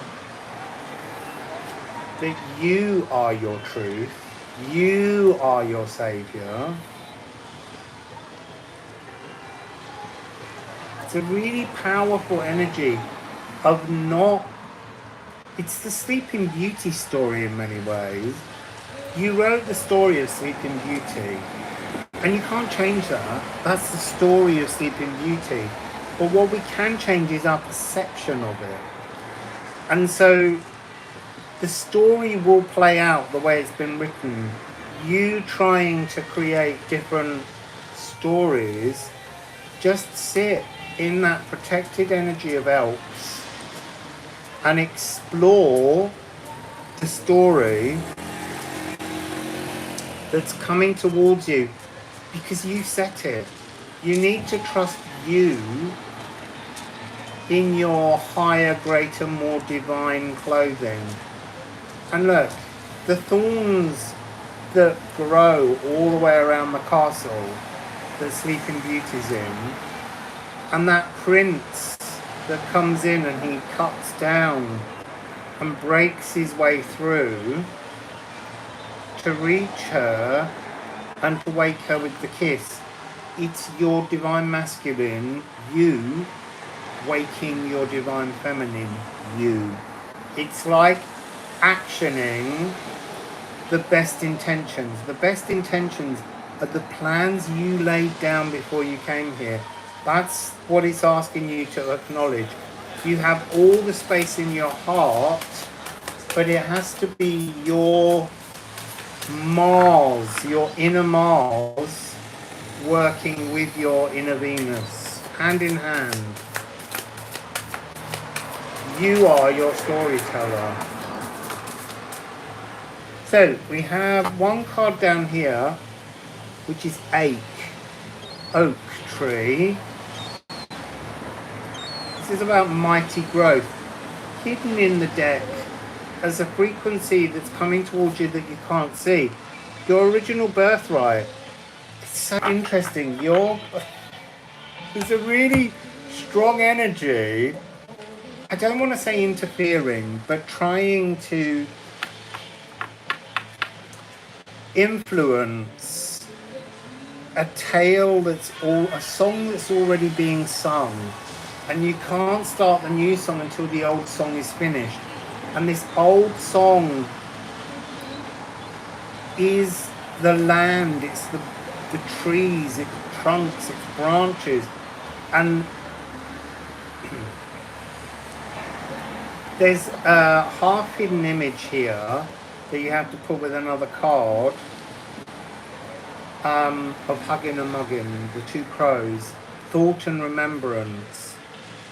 And you're thinking, but you're not remembering that you already wrote the story. And you're like, ooh, had a better idea. The better idea is the one you did originally. But you're not allowed to remember until it unfolds. So over here, we've got a big pile of cards. So we have Tear. It's come in its direct format. Are they all? Yeah, they're all. So this is about ancestral work. The ancestral work is done. You've done that. You've completed that. Oh my God! Now you've got 5555. Something going on with 5s and 8s today. So you've got 5555. Your birthright, your magical material is materializing. Your birthright is materializing because it's your galactic birthright. You've done the ancestral work. You're bursting out of that. That's almost shooting the arrow, because this is the bow and this is the arrow. So it's been like this tension as you work through it, and then it's shooting off. Where's it going? You've got elks again, look. It's going into the protected love. This energy, look, elks again. Protected love. There's a galactic song. There's a galactic symphony. There's something new beginning for you. I want to say amalgamation has this energy of a double concerto. This is about a union between your divine inspiration and your divine actioning, bringing something into the real world from the galactic end. There's a whole new fairy story when Sleeping Beauty wakes up and becomes one with the prince. Self-actualized salvation. It's a heavenly harp ensemble. So let's see. Okay. I'm looking here for a solution. Oh look! This couldn't be you, crown you, Regulus. You are in your element. This is peace. You are entering peace. Fluid ad libitum, sonorous, unrecognizable. Creator Aether will be guiding you. Truly fluid and ecstatic elation. So what do we have here? Oh my God. Carolyn, don't try and control anything. Let it all roll over you because the magic is coming. Galactic magic. So, Moon in Sagittarius. This is a new philosophical mission, a galactic mission. You've done, as I said, the ancestor work. When I said you were shooting that arrow up into the Fruma, source, God, this is touching source, embracing source. You're going right up. G-A-A sharp.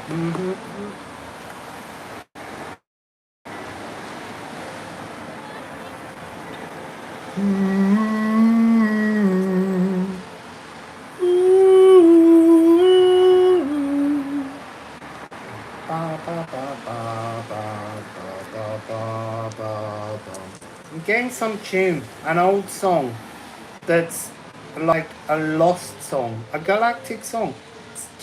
It's can't quite grab at it. So this is 36927. Oh, now look, hang on a minute, you've got 327s. Oh no, 72, the mirror after the pain. 727227. There's a complete switch around, switching completely and utterly from spiritual ancestor work to galactic consciousness work, mystical frequencies of fate, this energy, this Solas energy. This is this new alignment that's coming in. And then look, I said that was 3-6 and then 2-7 for 9, and the next card is 6-3. And it's Dark Moon Lilith. Power up.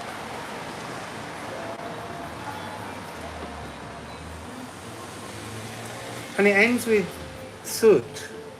Soot is the most wonderfully powerful, well, it is very much a Dark Moon Lilith energy. It's having all the available carboned, sooted, wasted and spent energies being available to you as a cosmic birthright so that you can just transform, grow, make. You're becoming like a galactic potter, and your divine mind and emotions and hands can take this clay of possibilities and start to mold new shapes. And there's the key. So to do that, you have to let go of the current storytelling that you already wrote. You can't edit this tale. You cannot edit this tale. You have to let this tale finish, and then this new galactic sculptor energy comes in. And it's so powerful. It's got all these 3, 6, 9, 6, 3, 7, 6, 13. Divinely inspired. There's another 13. I mean, look, what can Source make with all the molecules? The material potential of creative chaos, the embryonic seed of all things, the limitless atomic void. Notes being transformed through love. Just saying, Caroline, begin. So that's your reading, Caroline. I'm next moving on to Solas. So there's 2 ways to send me a donation for your readings. Either via PayPal or via GoFundMe. They're both, the links for both are in the description box. If you open it.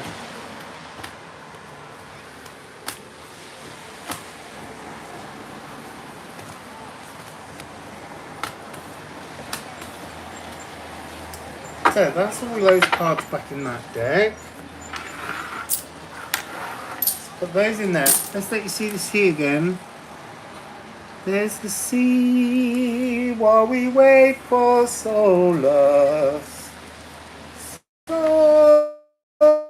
Solas, Solas, Solas.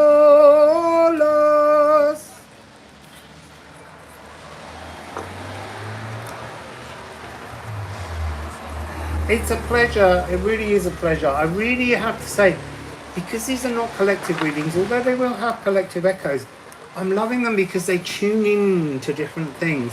Oh look, 11056. 110 is my magic number.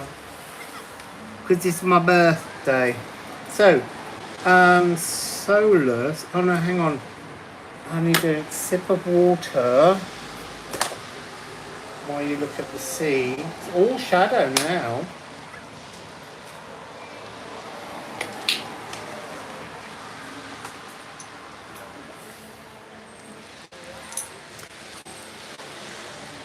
Me again.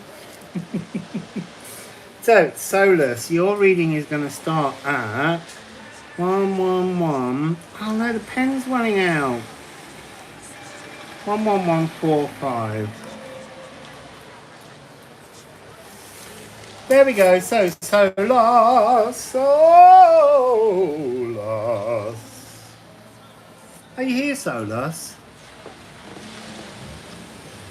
Yes, good. So, I'm beginning you with a rune or two. Let's see what we get.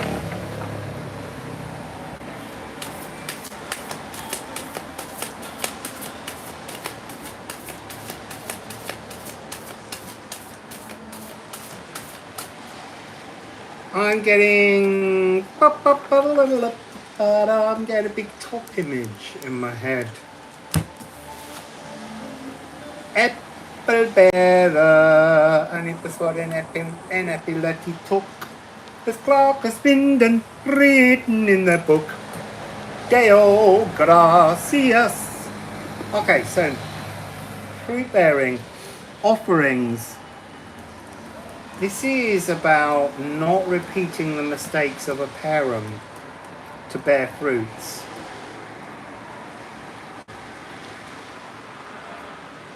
This is something about improving your own Yggdrasil tree. So I'm seeing the trunk holding up the big top. You are supporting, Solas, a whole circus of naughty clowns and acrobats, and you're holding them safe. And I feel like you just need to get out of that tent right now at the moment and bear fruits for you. So let's get some more runes on that.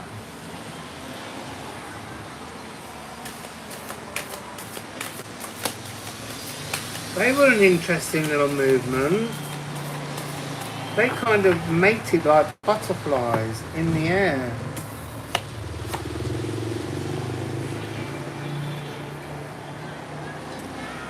So 2974.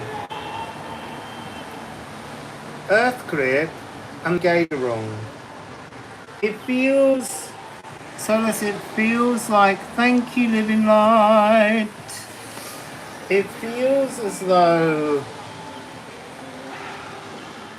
this energy of you helping, supporting all these other, sheltering all these other people is creating a dry earth, an earth grab, a sort of feeling a bit drained of emotions. They're harvesting your emotions.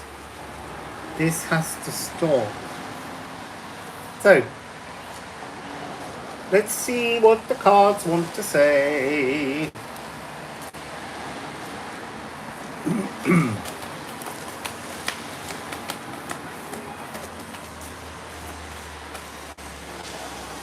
So, we've got Quicksilver. I want to get some more. Quicksilver is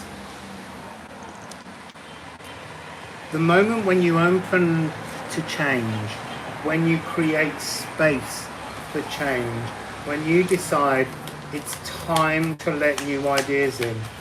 This is a great time to do this because Mercury is in rulership in Virgo. We're in Virgo right now. So opening a channel within the space of this, oh look, there it is.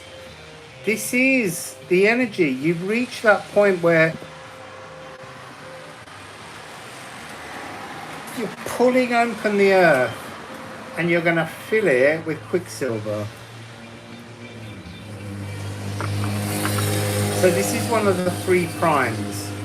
So you have mutable modality, opening space. Then we have cardinal, receiving a new idea, and then we fix it in. And that's how we see and work our way through the zodiac signs.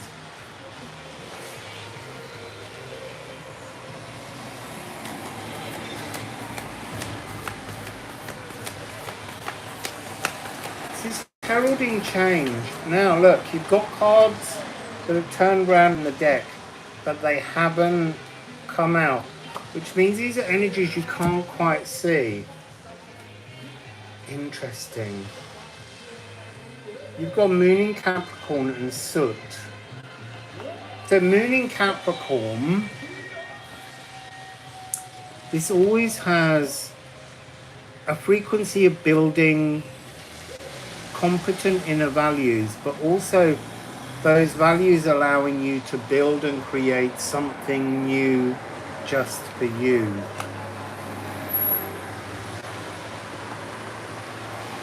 You see, and that's cardinal.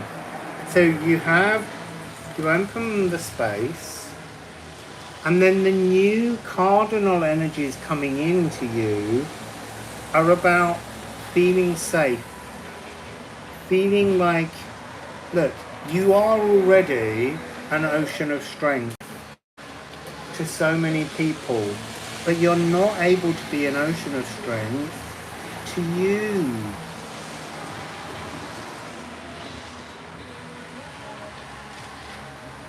So, sanctuary architects, you're building a new inner sanctuary. Beat of the metronome. Keep this notion of the beat of a metronome. Do not allow anyone to tell you to go at a different speed. Just keep going at this. You're planning your known path now. And it's going to be really easy for someone to go, I need help. And you're going to go, oh, I'm coming. No, you just need to stop for a moment. There are other people that can help other people. You need to help you. You need to have a cool head.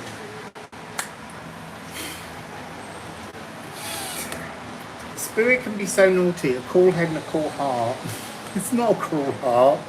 Because it's supporting you. This is a moment to support you, to let go of the draining refrain of other people harvesting you. You need to bear fruits for you. And you've got all the materials in this soot to do this. These are maker molecules. The chaos of constructing a sanctuary for yourself. It's almost like you can't talk about it, because if you mention it, other people are going to immediately start pitching in with they want to get in that tent with you. This is a tent, a new big top, a new kind of comfortable sanctuary that you're making for you. I'm not saying if you've got kids you kick them out or anything like that. I just mean you're not prioritizing you enough. And I'm sure that the cards will say in a minute, sort yourself out and you'll sort everyone else out. But you do that by example, not by being drained.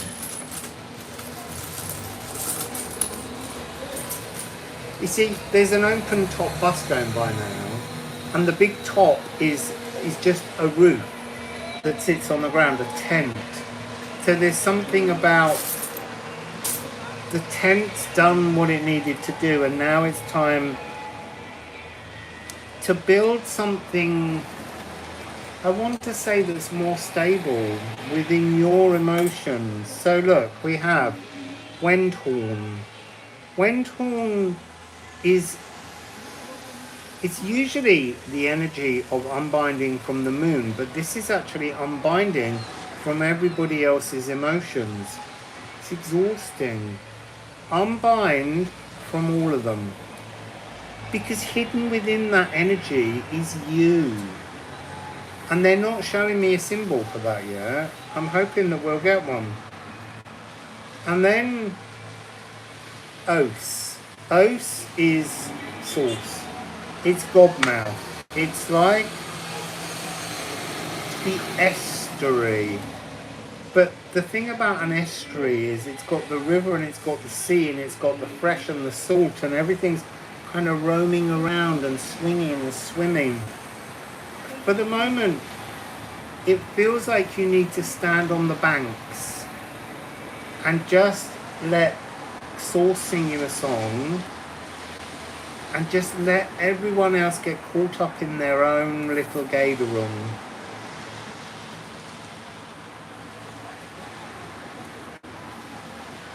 And then we have 12. So this is Gear, Year. It depends how you want to say the G or the J that you put there. This feels like this might be your symbol. So we have in the middle here, do you see there is a diamond shape? And that diamond shape is the Gununga Gap. And this line here, this east, that's consciousness to the earth. That's to be born.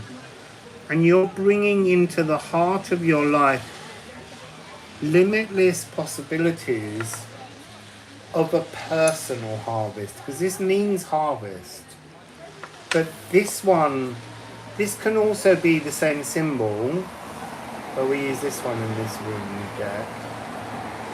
But this is about being, it's never been there before, but this is about being harvested by those around you.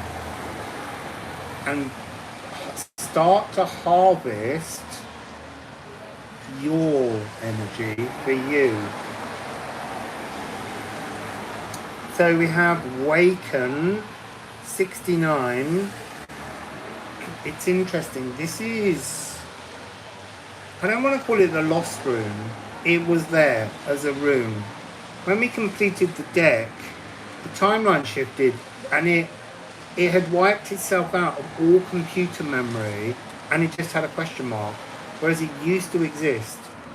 So it's something that's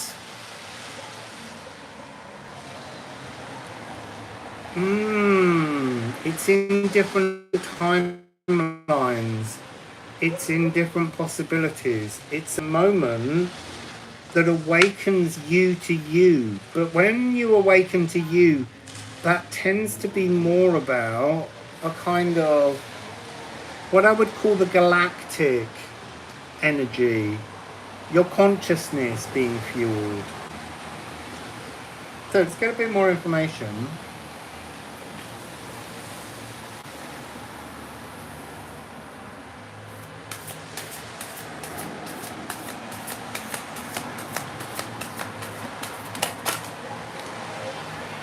That's interesting. It's gone into two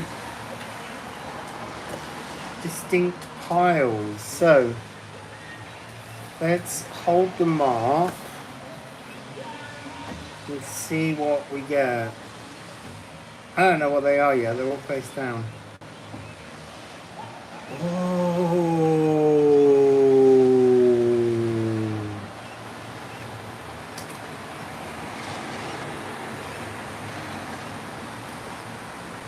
So this here,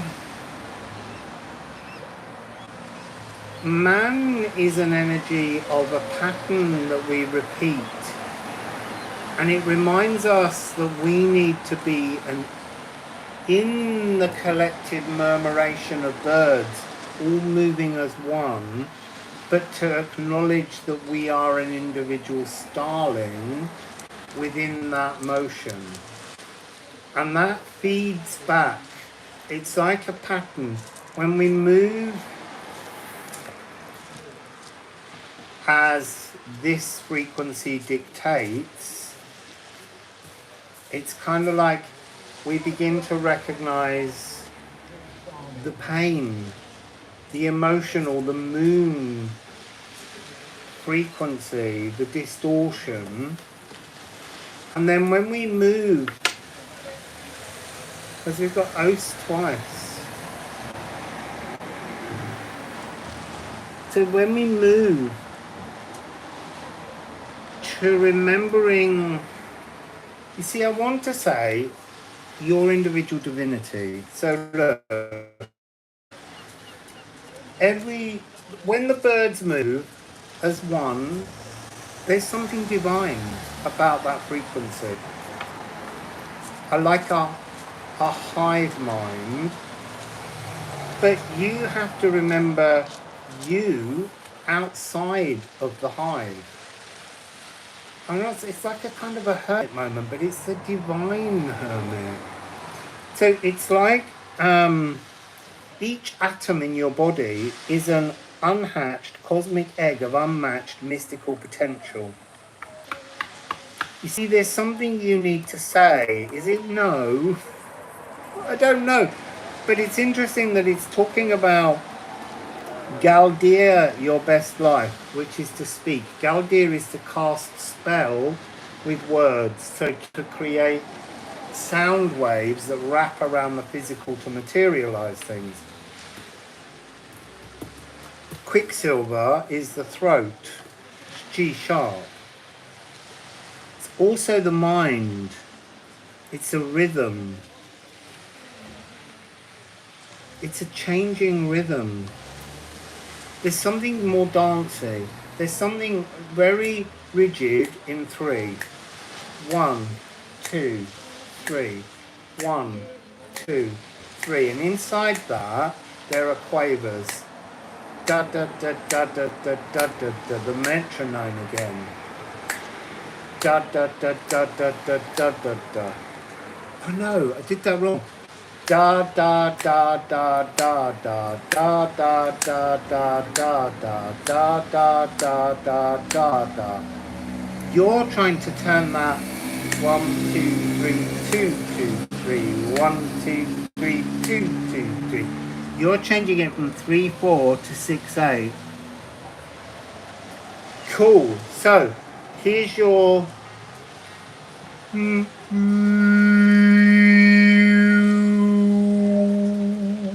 that's the G sharp.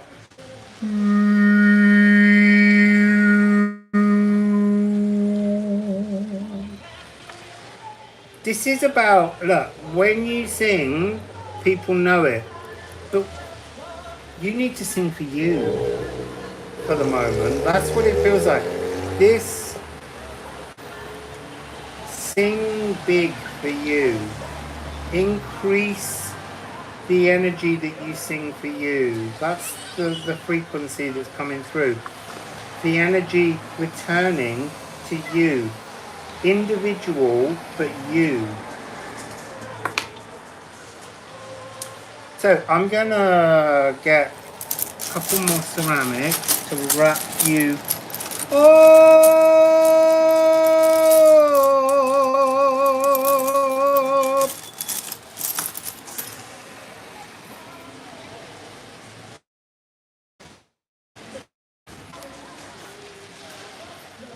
So look, there's something here. 30 and 41. This one here is aether, creator molecules. The magic within has to be passed through the needle.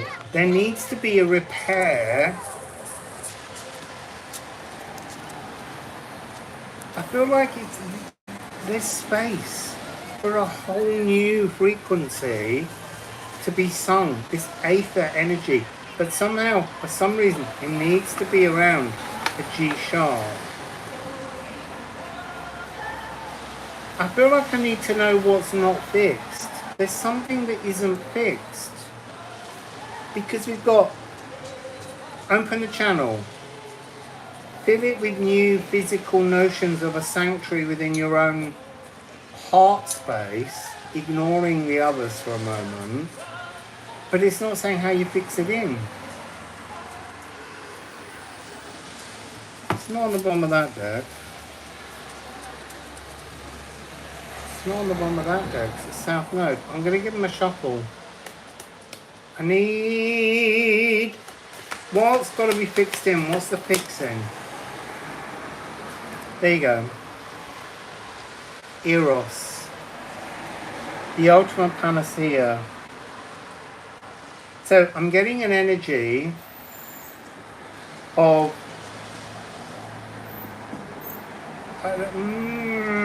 a mending of some kind of frequency of the influential parent moving from mother to father, and as it moves, it's releasing this Eros energy, truly divine, the galactic kisses with the ambrosial embraces. Love is the universal constant behind all things, but that's got to be the sanctuary within you. That's what I'm getting. It's your sanctuary. And that's F sharp.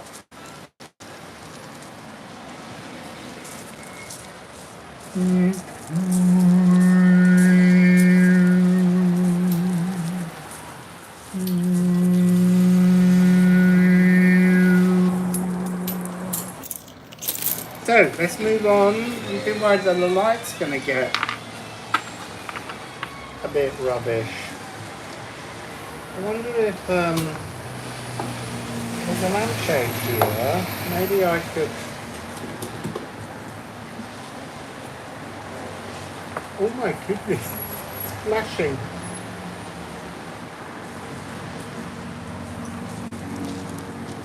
It might be necessary as the light fades, because I've still got 3 to get through. So we're going to be moving on to Theresa's Youthful.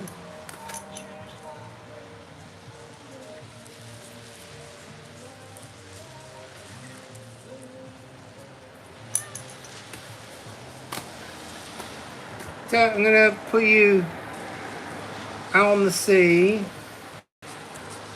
tip you back. You don't need to see the dirty windowsill. We could do with a scrub and a paint. Oh, we've got a new bit of light opened up over there.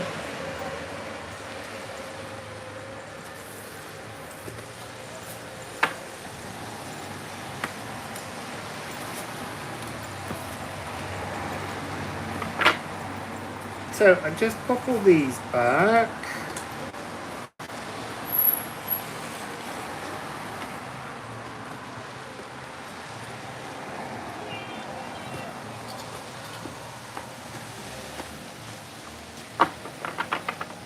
So Theresa, are you there? Okay, Grace, I hope I can get time to fit you in.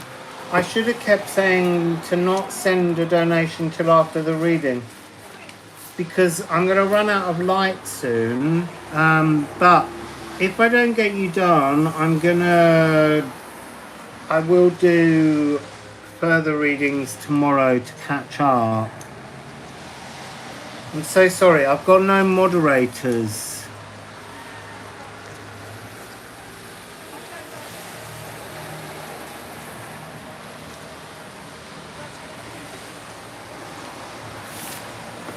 So, Theresa, let's turn you back round. 1, 3, 5, 10. 1, 3, 10. So I can do timestamps later. It's getting a little bit dark. That's so weird. It's got some strange, you touch it, and it does this weird flashing thing. I've got no idea what that's meant to be about. And you have to touch it to turn it off. So you have to, just before turning it off, it has to go through this strobing phase. Okay, so Natalie, I will be coming to you next, then Living Light, and then Grace, I guess, if I can get them all in before the light goes. So, Theresa.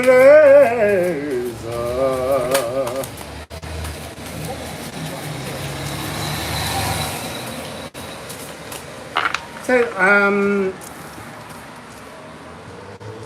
Theresa, we've got Leaf and we got Yana. Something is unfolding. There's like I want to say a fragile twisting of some kind of talismanic thread. But there's something where it's almost like you're not quite sure what it is you want to entwine onto, what you want your kite to fly with, what you want to be the symbol. So there's something of very miniature closed buds. They're all kind of blueprinted, they're ready to open, but you're not sure of the colour. Are they going to be white? Are they going to be pink? Are they going to be yellow? There's something of indecision as we open this energy. So, I am really getting this energy though of something in another dimension. It's why you're not sure. It's like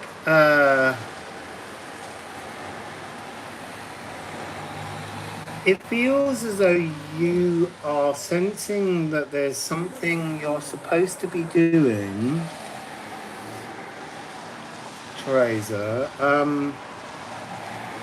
that's part of some kind of galactic contract for something that you've already done in the future.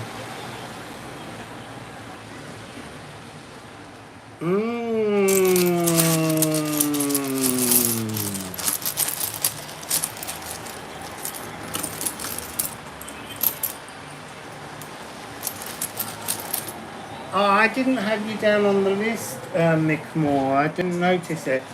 We'll work it out in a moment. So we have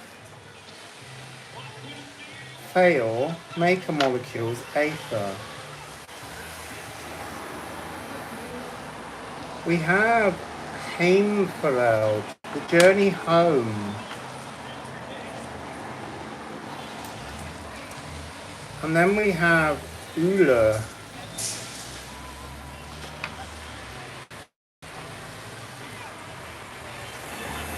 So there's a real sense with Ula of the senses.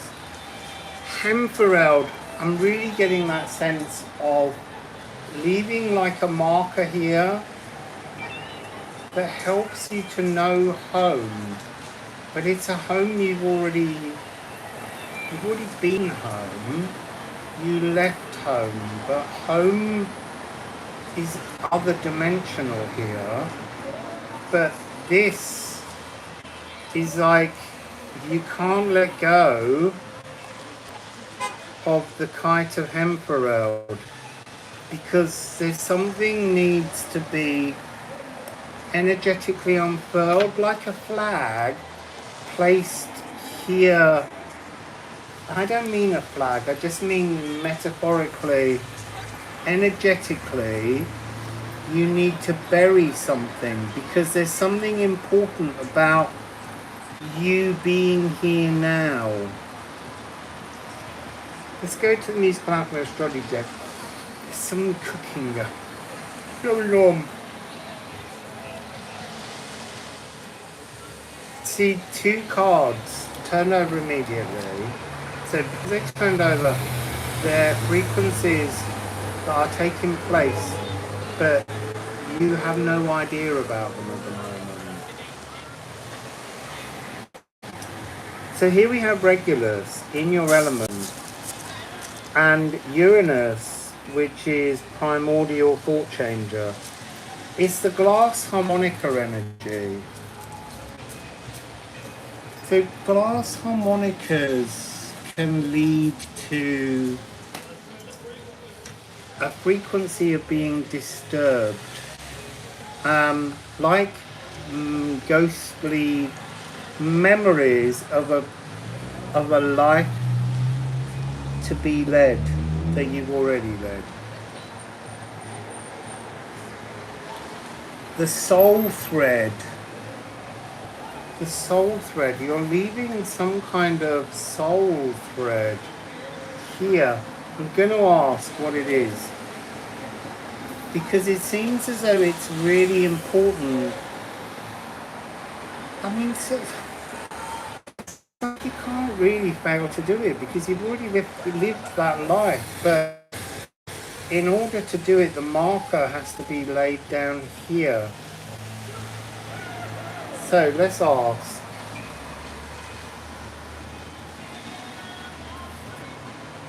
Sonorous, you are a changed tone. The pitch, this is a life somehow in which everything changes, that allows you, it says a new home, finding a new home. This is where you found the journey home. Something you experience in this life creates a possibility for some kind of interdimensional living that you've already done, but you've come backwards. I think to understand how these two things fit together. Kwawa, cosmic shaman. This is interdimensional magic. This is architect, making space, paths, I'm hearing.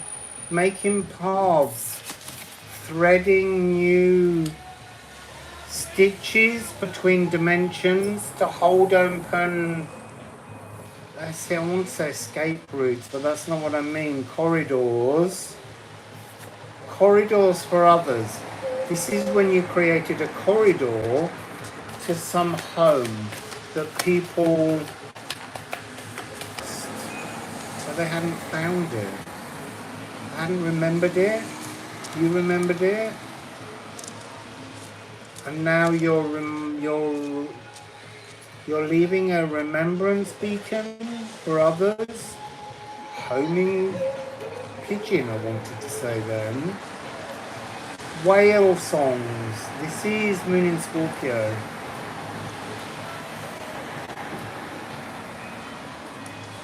This is talking more about the dimension. This dimension that you haven't forgotten. Can I just say, there's something about 5, 5, and then 8, 3, 5, 8. Going on throughout today's readings, divine threads. Sung realm recreation. It's like this realm, I mean, it's home to you, but it's like, did you sing its original song?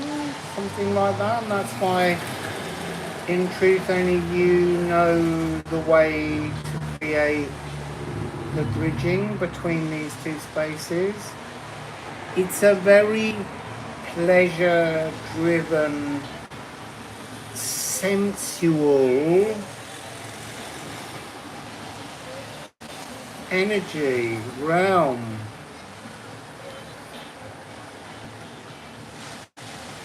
And it's very psychic. It's a very psychically fluid space.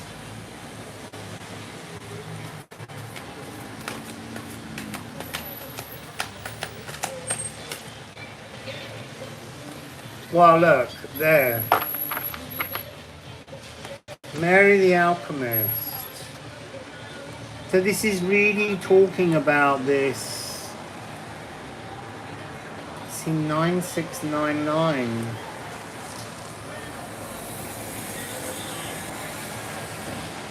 So it's really hard to stay,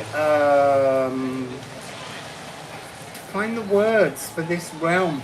It feels very energetic. It feels like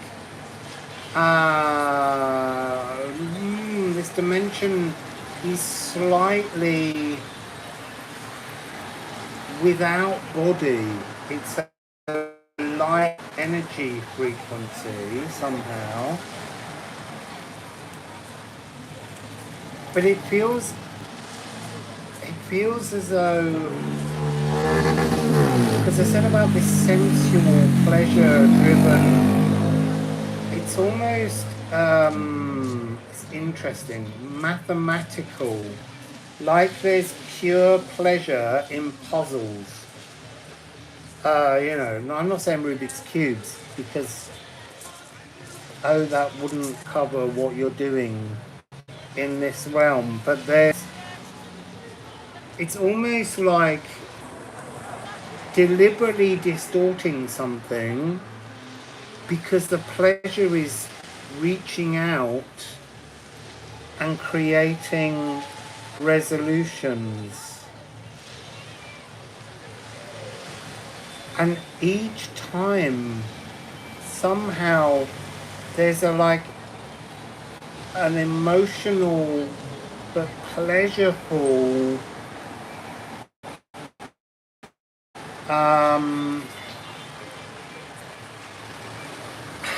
like a resolution, but that resolution creates a new formula that has a new feeling. There's something, it's almost like origami, energetic origami, but as everything resolves, it creates some new form that's such a pleasure to explore. It's a bit algebraic, energetic algebra.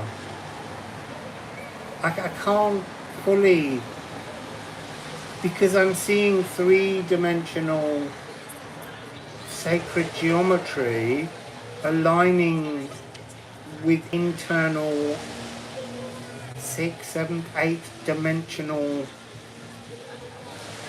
joinings. I don't know what to say. It all hinges around Hamfereld, because this somehow is in balance, but yet unfolds,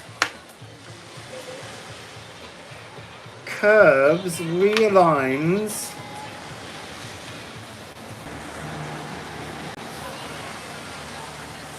and then clicks in, I want to say, to creating a different frequency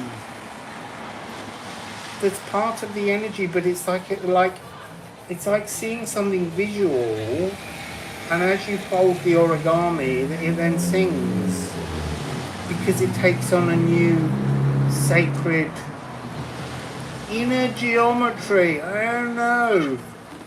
It's complicated. But so you're bridging the space there. You're holding that open. I don't know what you're doing with it, other than telling people to come. Let's get a couple of these.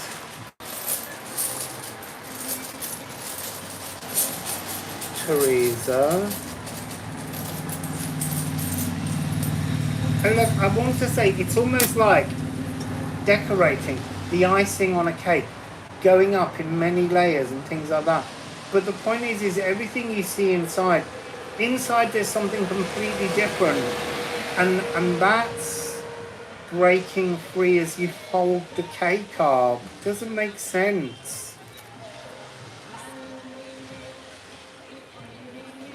You see, the way they're showing me this is we have 7 and 20, which is Gifu, which is bringing things into alignment.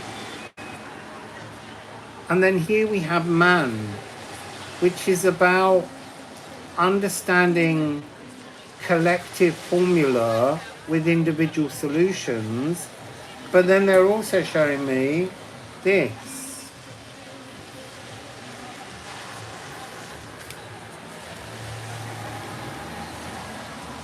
This energy, this Dage energy, this timer energy, they're showing me this is all of the pieces in the earth realm.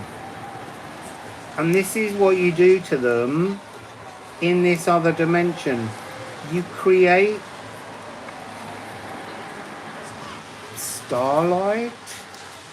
But this is also North Node, Destiny, and Triple Goddess.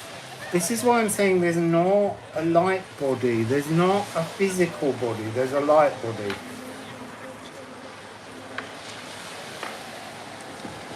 It's energetic Play-Doh or clay, but it's not as simple as three-dimensional.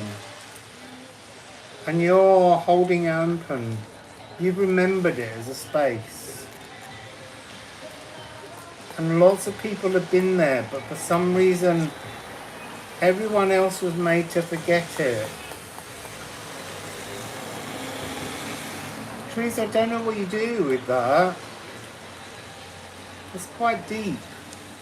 You got this magic realm of cosmic putty. And you're building a greenhouse for other people to look in and remember, but they can enter. That's the thing. It feels like your cosmos that you made, and then somehow you forgot it, then you remembered it, and now other people are remembering it. So keep holding the space open. I feel like you're going to go there a lot in dream. Britney Spears playing out there. I just hope we're not hearing it. So, Theresa, that's your that's your energy, your little read. It's getting quite dark. I'm going to keep going. Here's the outside, people. Pop the cards back, and we're going to do Natalie, and then I'll do Mick, and then Living Light, and then Grace. Because I don't know whether I'll get through all of those before I lose light. Oh, let me go and see if I can turn the other light on.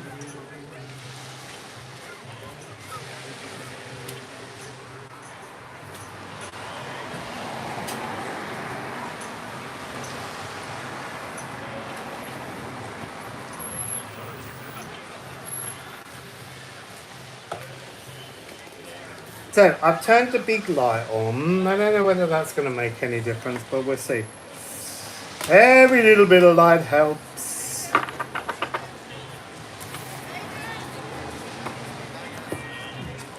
Oh, excuse me. Loads of people walking by. What's going on? Some kind of club, because they're all in sort of blue and pink.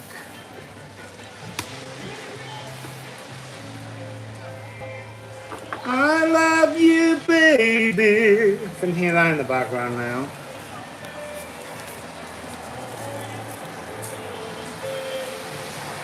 Trust in me when I say.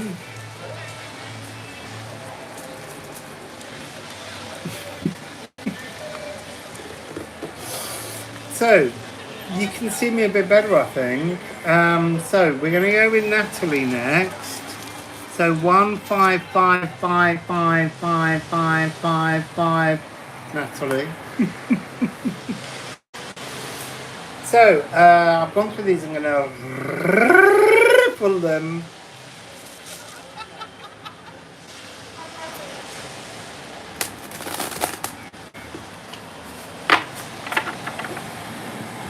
So, how are you all doing?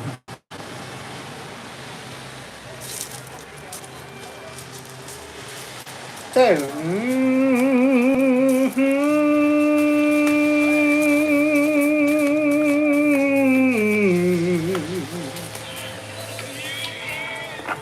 I was trying to just cover over the noise of that tune.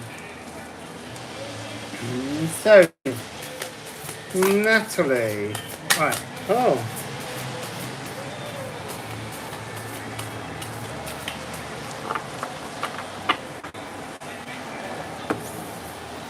So, oh look, see Natalie, I said it was 15555 and then you got 555.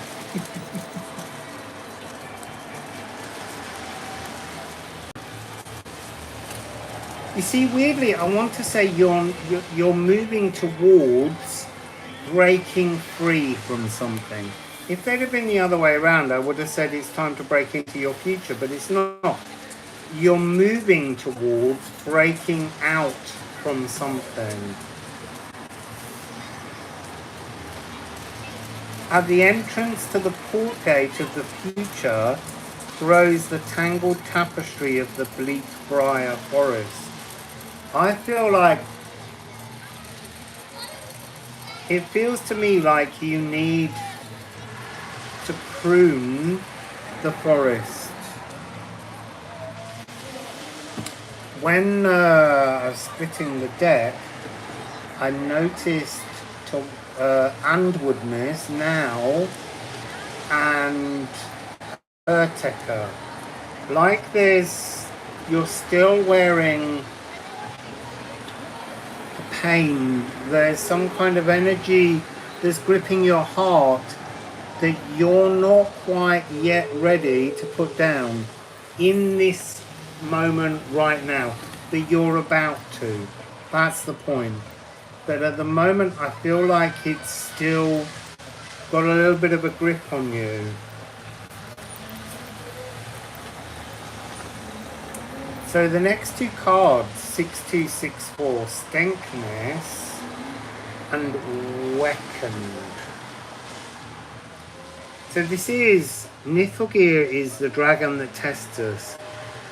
Weakened is the world around us waiting for us to catch up. It witnesses us. It sees us. It's asking you to remember non-human lives that you've led.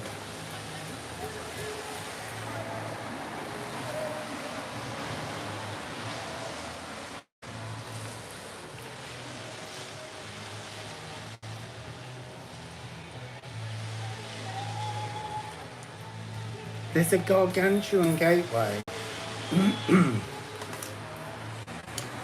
I feel a bit like, actually, it's a doubt. I feel that this is your divine dragon energy, which for me will come online on, I need a sip of water, 25th of September on Null Island in the Eclipse Tunnel.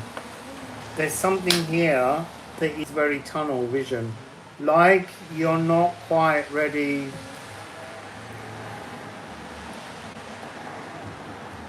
to accept your magnificence.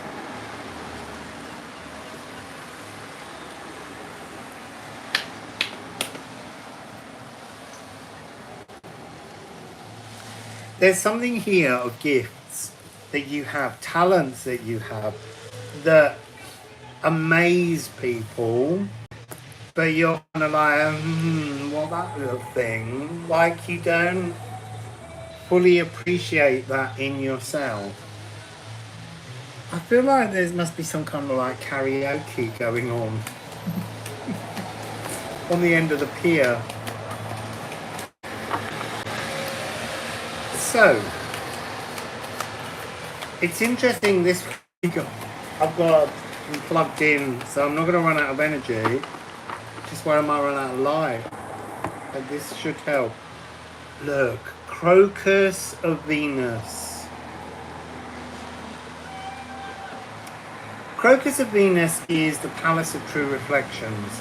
This is this energy where I feel as though you're not willing to recognize your true reflection. Look in the mirror and see a dragon.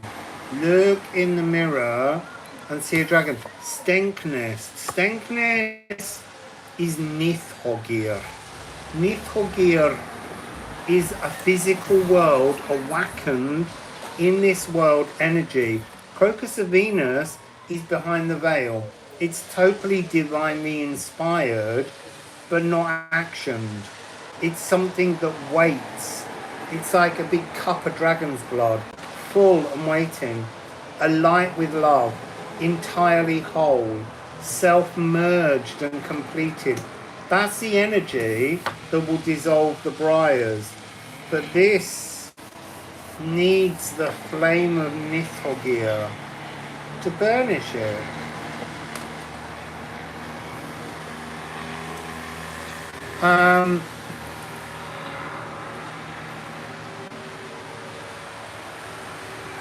There's something of like a faux obsession, a not true obsession, that's been planted in you by others. That's a theme today as well. So I'm gonna, because we've only got one from here. Crocus of Venus is about, I'm going to give you a line from the back of it, Natalie. Wholly inspired to merge with my inner masculinity. I think there's an energy of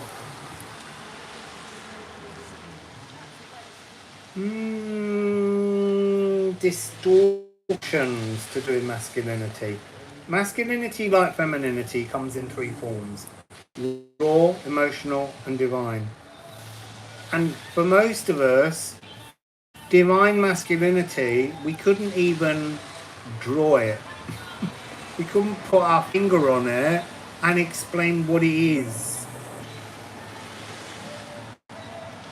We all know what our divine feminine is. We know what raw masculine is. We're not quite sure with the emotional masculine. We see it, but this is divine masculine. This is the space waiting for a hierogamos, for you to marry the energies of your Crocus of Venus and your Crocus of Mars.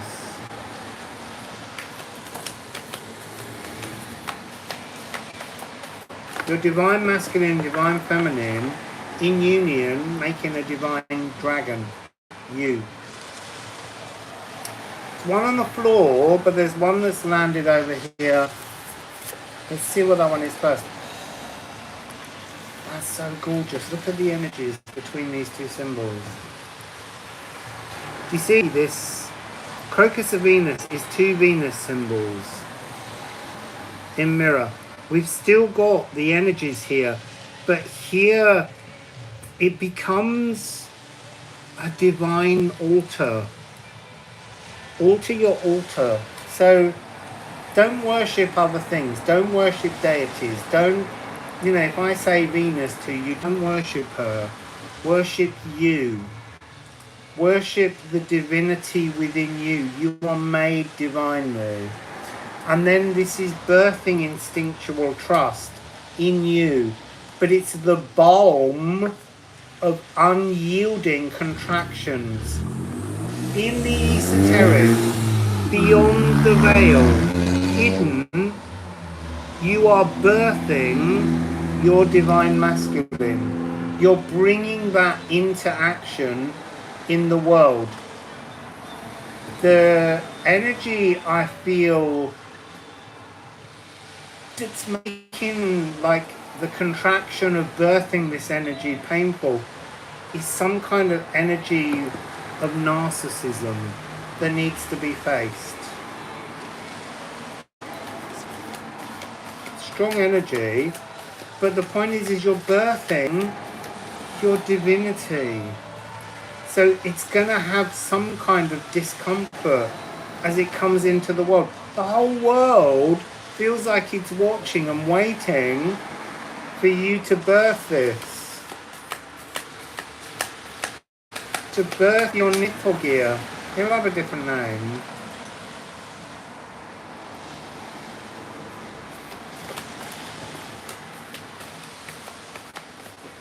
So we got one. I want another though.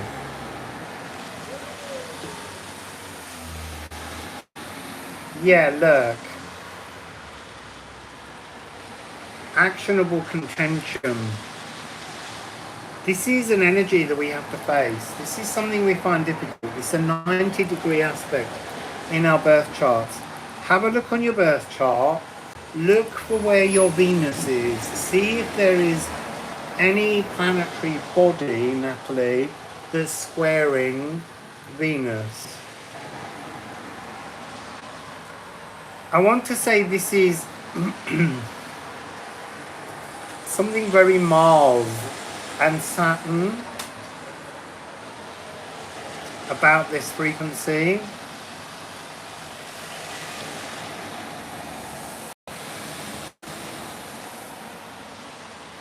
There's something in here about an unbendingness, not believing, like, you know, it's square, it's formed, but look behind at all the incredible possibilities that are surging through stalagmites and stalactites, and they're coming together in that notion of the divine marriage. You're on the cusp of this.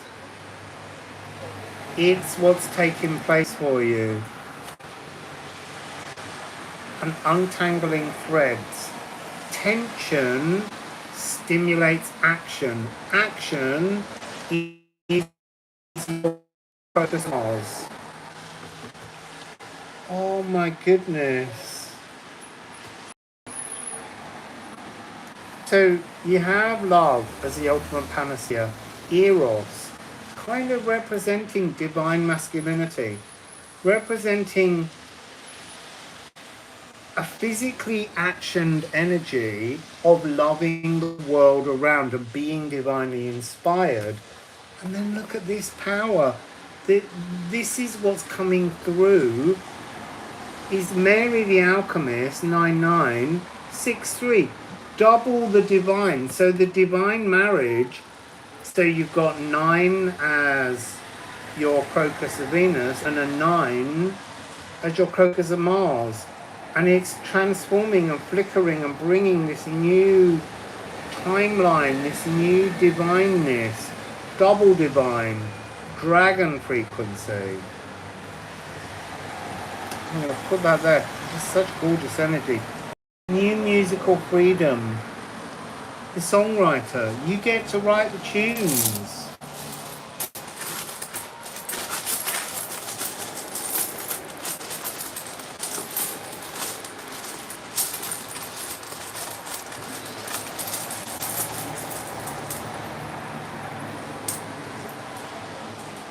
Oh, so you have here 41, needle.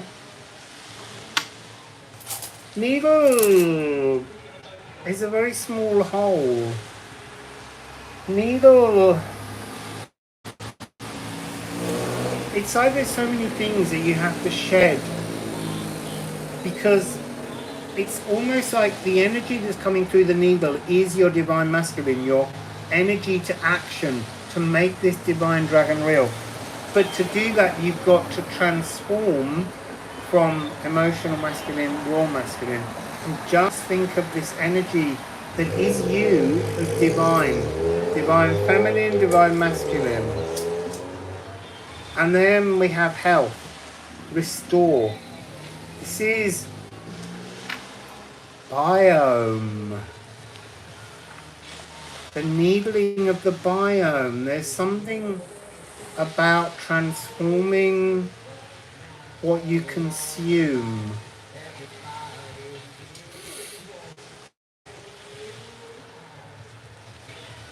You see that 9-3,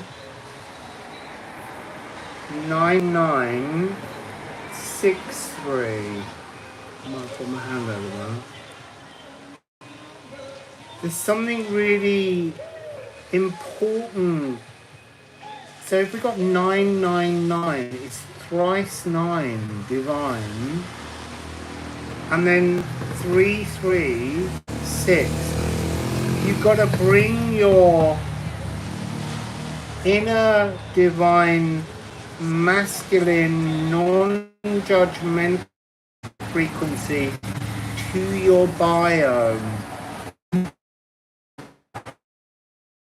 Wassail is an eagle hawk, and they'll trigger with this new energy. You've got, look, the all rune, weird Hamir, the roots of the Yggdrasil tree, the warp and the weft on which all the divine language can be written. You've got 16, seal, sigil, life force, alignment. You have to align with your divine dragon. And then here we have Rippian, 50. So we must all grow generously wise. So that early energy of the outburst and the things trapped around you, release them. Take hold no more, what do I want to say? Don't blame anyone for anything that's happened. Just surrender it, just release it, because divine energy is so much more precious than any memory. This energy is more precious than old memory. This is what will take you to your future. A loving, powerful, divine future. Wow. That's lovely, Natalie.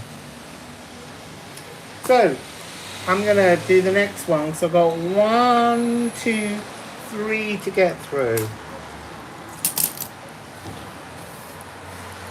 So I hope that was inspiring, Natalie, to be your divine dragon. There's a reading back a few days that talks about Dragon Garden Party. Might help you and might have references there. Don't doubt your divine dragon.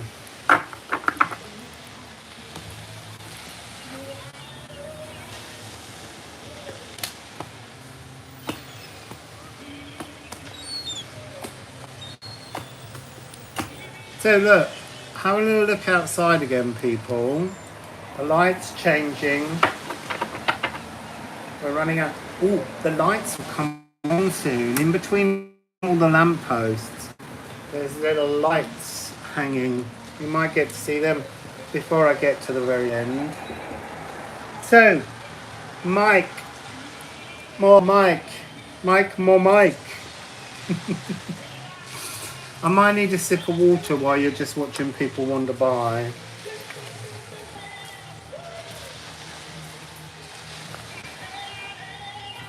Yeah, whoever's singing Simply the Best out there ain't Tina Turner. Anyone I'd ever be there. So, hang on. 175, one. Oh, the pen's stopped working again. 175.30. So, there. Mick, time for your more.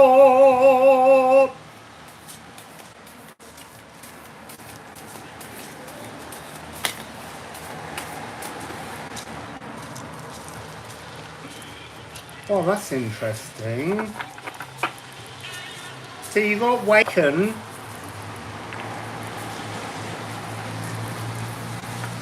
You've got Ur, Earthgra, and Weirdhamir. I need to look at them.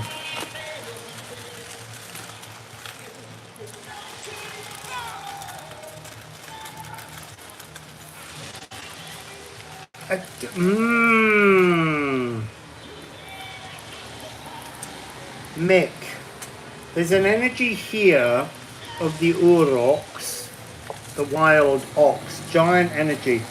But I want to say awaken.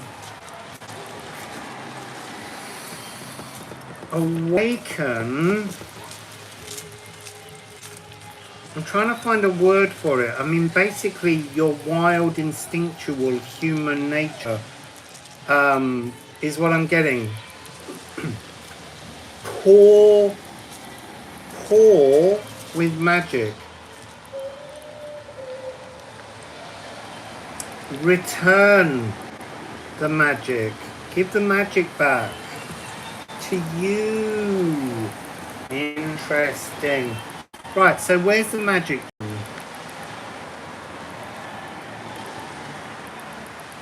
There is, look, this wild, instinctual human nature.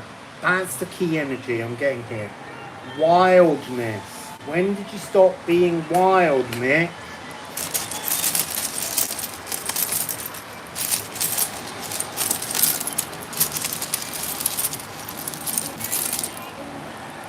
So I'm seeing this thing about the Jotunseer, which means the giant seer. And she's the old giantess of the Ironwood Grave. Now, we usually call her, well, we, Odin, called her to question her. And she said, you can't change fate. I think, Mick, that your wildness has been suppressed. And the Jotunseer is saying, you can't keep suppressing that magic within you, that wildness, the beast. You know, there is refinement and there is suffocation is the word that's coming in. You're not supposed to suffocate yourself. You're not supposed to suppress the ox, the beast, the fun. That's what it is. Don't suppress the fun. Savage, wild, majestic, horned beasts snort. Unattainable, untamable. Unconfined by man or by others is the energy. It's just so it rhymed in the poem. So, I pulled in, and this is very much masculine fertility.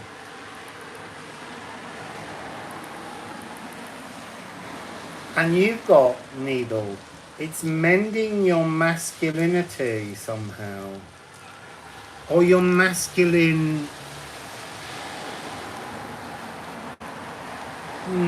fertility, yes, but playfulness, childishness, innocence, honesty, all these energies awaken. It's the energy of Freya, the sister of Freya. He was also gifted with Elfamir when he was a baby. So he's often known as Lord.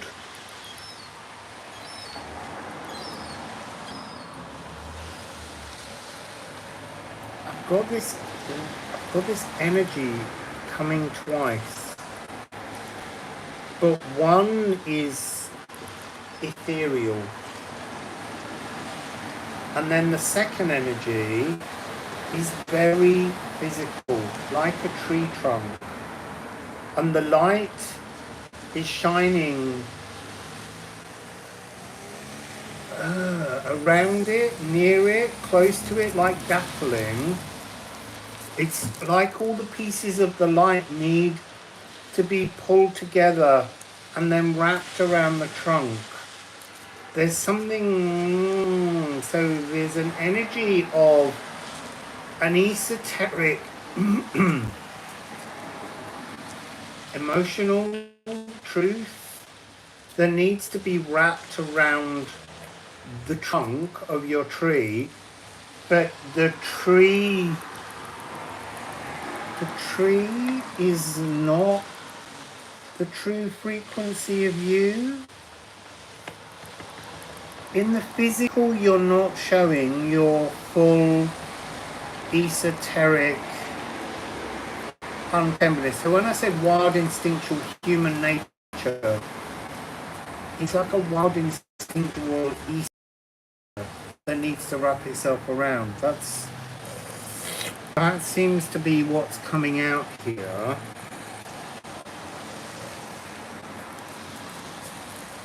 And then on this side with Earth Grip and Weirtamir, Earth Grip with the Jotensir, Angelaboda, you've got Hagao.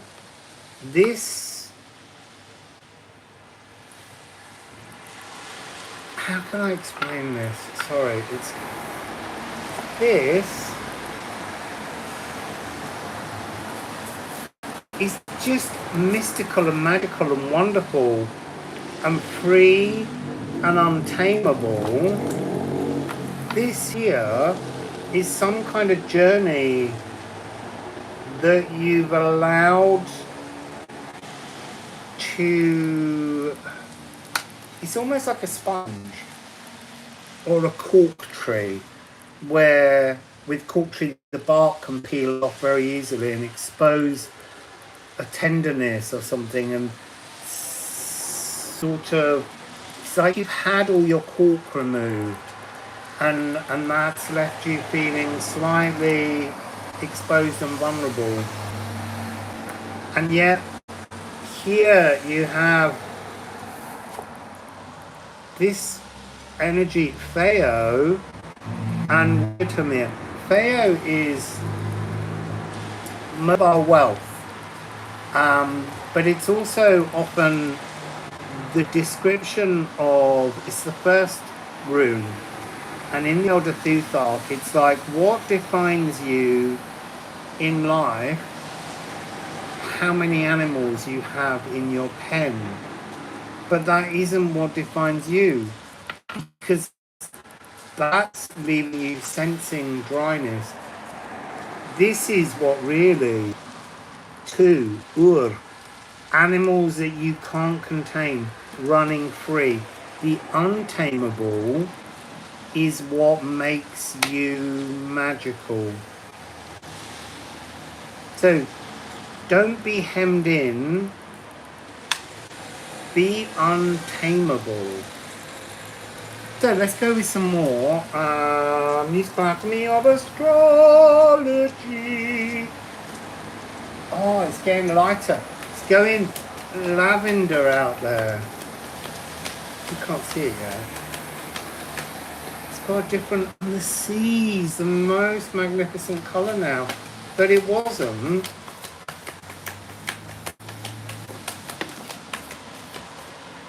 Interesting. So we have Vesta here. Background pink noise, and then that's going pink, the background. But you've got Vesta with Venus.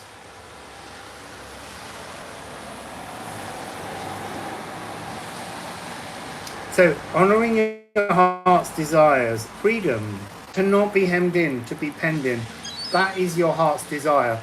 To roam, to want to do, to not be told. Ooh, Mick, you cut your own nose off to spite your face. Someone said you're going to do something, you're like, no, I'm not. Because that's the energy here. It's a perfect cadence. There's copper, the giver of goodness. There's half-light here. As in the warmth of being at home. And yet somehow you don't want to be tied to home.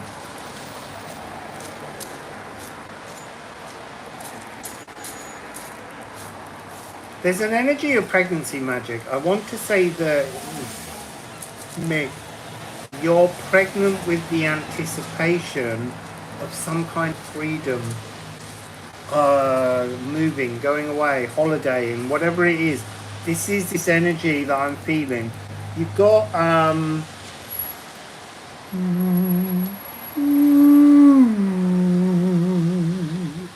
so you've got F sharp of the heart, higher heart, consciousness, and that higher note, which wants to go up, is actually going down into your sacral.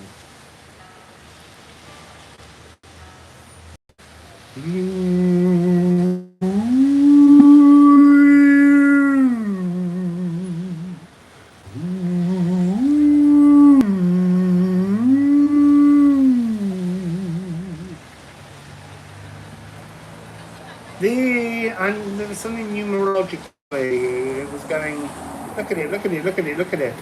It's 2 sevens. But sevens, because this is 43, and this is 16. It's making something different. So your desires, when only in your heart, are unbalanced. When they're in your sacral, when you live them, when you experience them, they're closer to being balanced. There's still something else that isn't fully balanced. Let's see if we can get energy on it. What's not fully balanced?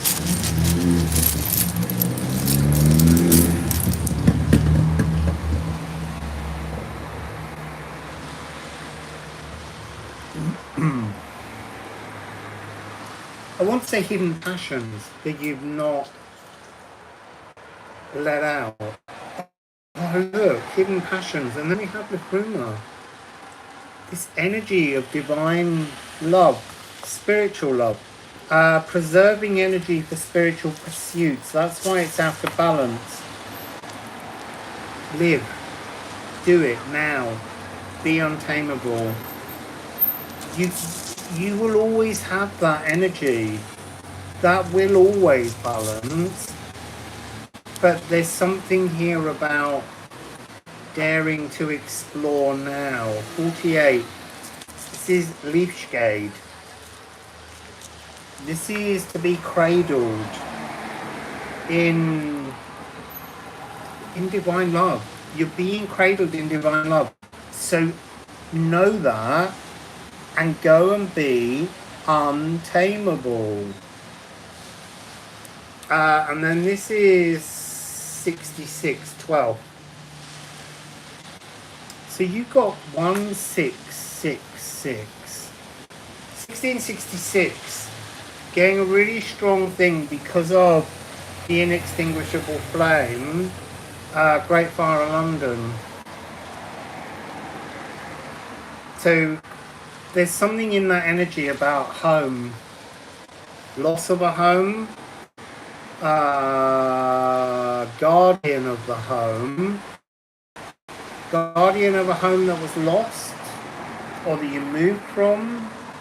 And yeah, there is an energy here of you wanting to move.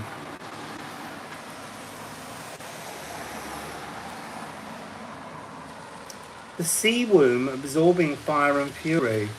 What does this mean, this Great Fire of London reference? I mean, the Great Fire of London wiped out the bubonic plague. So is there some...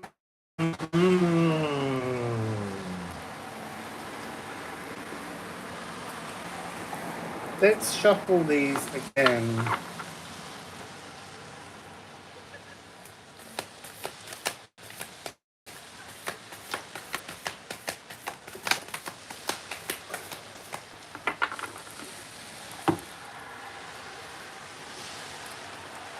So we have Air, the Edit Suite, Rational Thought Editing, Gentle Wind Chimes, Juno, Merging Relationship, Vesta and Juno. Vesta and Juno were found when looking for series, so looking for something else and discovering something. And you've got House 3, Distill.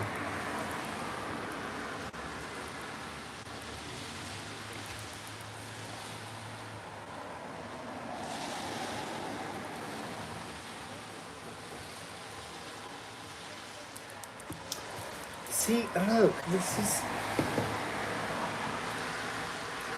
So you had 1666 just now.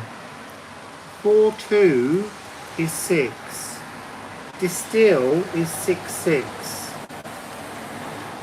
Now, often for me, 666 is to do with a matrix frequency that we need to break out of.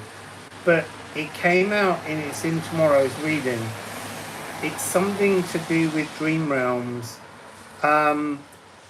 You like having to be untamable when dreaming, when in the astral. This is like you have to be the great fire. There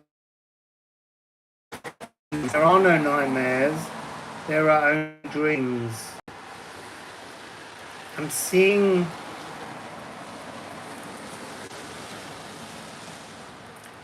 extruding impurities. The impurities is the influence of this webbing.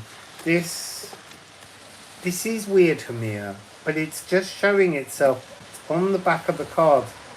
It's just showing itself as a kind of the old warp and weft that must be hemming you in, that energy. That's what needs to come out. There needs to be a kind of like fire frequency to merge with a new warp and weft that honors your heart's desires for freedom. That's what it is. So, we kind of got there in the end. We've got another F sharp. It's like this is a different kind of F sharp. It's part of the air realm.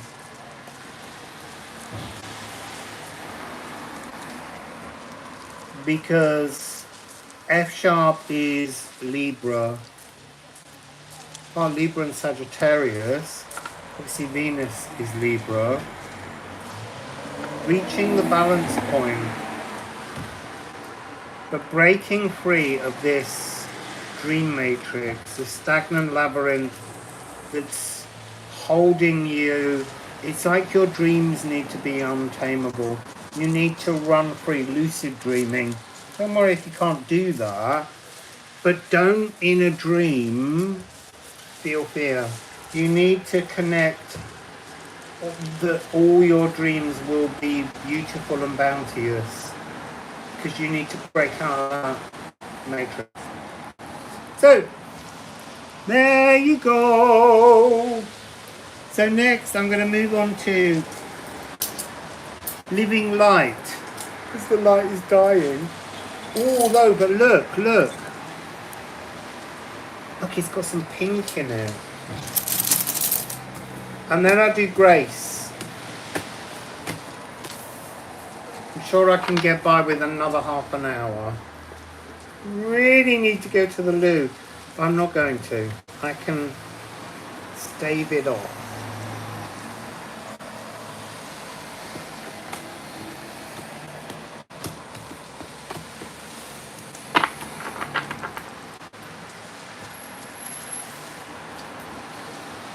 So Monday, I'm going back to Hastings to do a bit of cat sitting. And then I'm off to the north of Kent. So, Living Light 19630. 19630. Living Light, Living Darkness. So, let's begin your reading. I'm gonna rifle these. Getting hungry as well now. Oh, it's getting so pink. It's like a baby ward, maple ward, looking in blue and pink. Till someone brought yellow in. So let's begin with the runes for Living Light. You've immediately got to test the code. So, 18-9. Oh my god. And then you got 6-3, Ophalagoo. And then hidden underneath that, I've done them in the wrong order. Oh. You've got Earthmasian. So,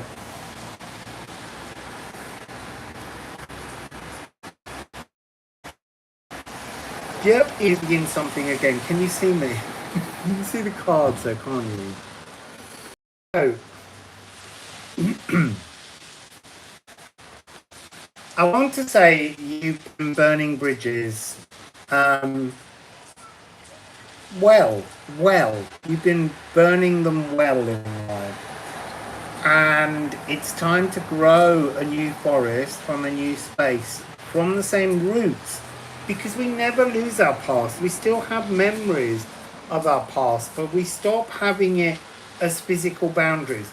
You've burnt the bridges, you've brought down the forest around you, and now you're going to nurture new growth, divine new growth. Ophalagoo is the highest cosmic ocean. It's a divine cosmic ocean. I want to say that this is a really, again, this is a different dimensional frequency. This here, this Earthmasian, it's the oldest sacral cycle completed. Shadows burnished, soul refurnished. I feel like this is the ancestral work is done. And now it's time to be gifted with some kind of new energetic cloak. An Ophalagoo is a cloak. So an Ophalagoo is the highest cosmic ocean, but it's also a cape, an energy that you can be gifted to wear, to give you a new kind of energetic wizardry. So the Ophalagoo that I was given in Romania was Odin of the White Raven. And that I use in sound healing.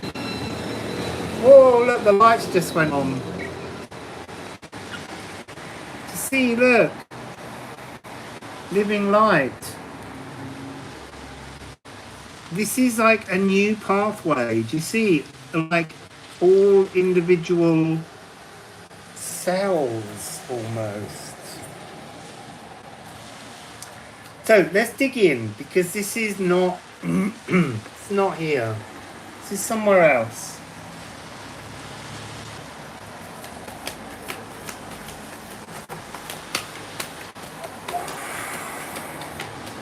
Oh my god, I think it's just in heaven.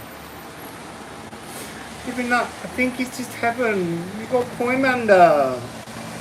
Poimander is the mind of everything. This is the dragon's blood of all. Look, it's the mind. The universe is mental. This is the dragon creation. The mason of the multiverse. The establisher of every known law. Ineffable and unknowable universal oneness. But I want to draw your attention down here. Corrosive endings, wall breaking. Have a second card. Yeah, primordial thought chamber.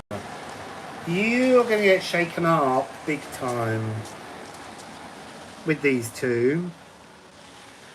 The problem is, it's very disconcerting.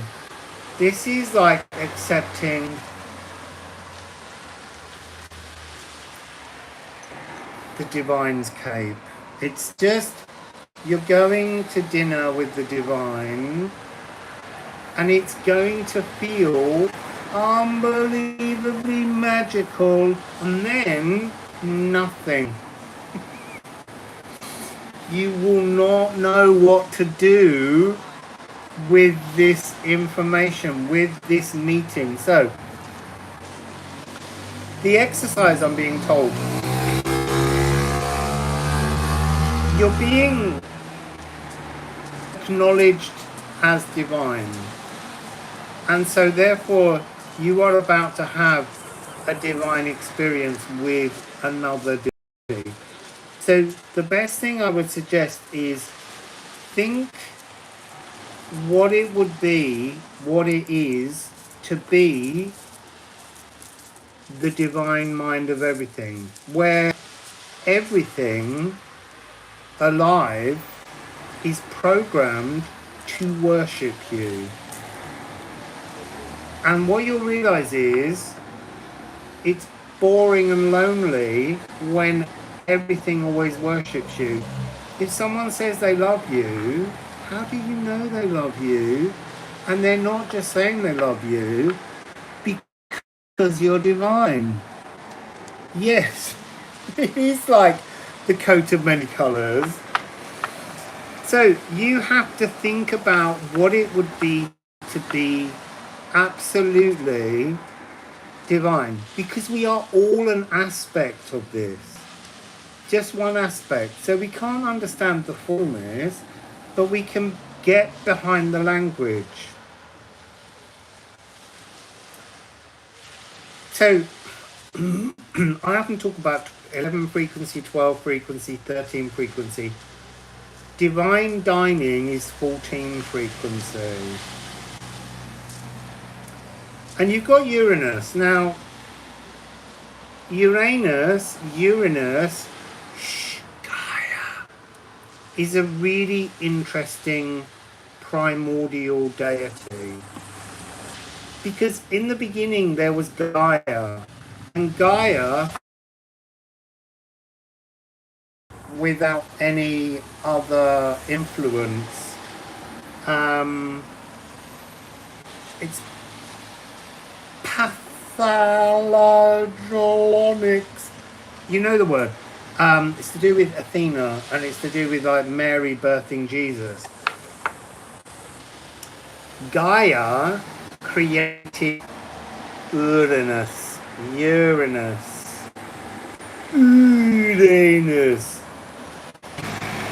So, maybe telling me not to tell everything you need to do. But anyway, you need to create a ritual. What you do when you meet the divine. So, I'm going to carry on.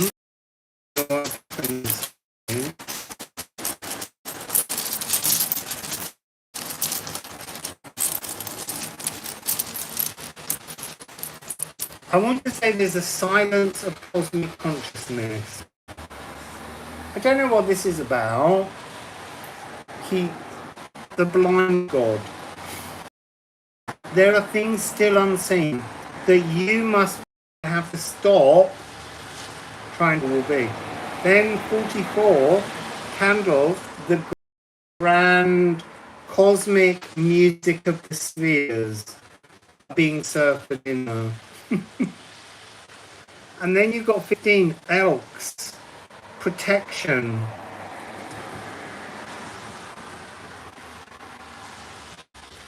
You will feel absolutely divinely protected. Know what to do with what you've just experienced. It's always too much, but go to dinner with the divine. That's all I can say. Look, it's the golden path, it's the embers, it's the phoenix energy. That's what 44 is in the runes. It's the rising of the flaming phoenix, stellar nursery, birthing, star formation. I think feels like this is the invitation to dinner, and these are the topics you're going to be discussing. You're going to be discussing how the soul takes flight to the eternal. There's some kind of Greek reference to that you could look up. Releasing all matter to matter forever in love. It's another of the topics, you and the divine. Cinderella complex. I love that one. You must remember that that's on embers. I forget every time. I am the magic within. That's what you're going to be discussing. And sweep up or sweep forwards. Discuss. I'm not allowed to discuss it, apparently. It's got to be you. This is a C major triad as well, embers. It's very high around.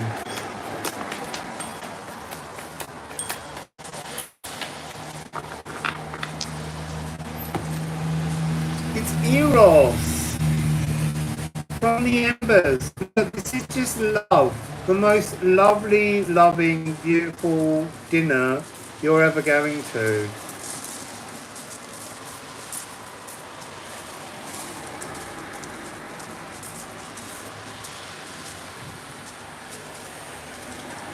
I mean, it's so incredible.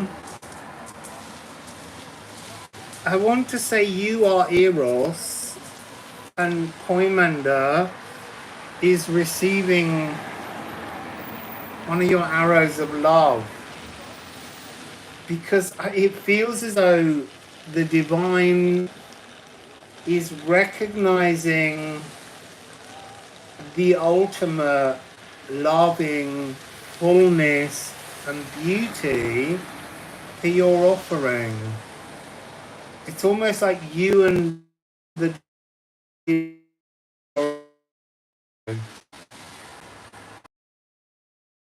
shuffle some more cards. There's something they just put in my head. I don't think I'd say it. That's for you and the divine to philosophize on.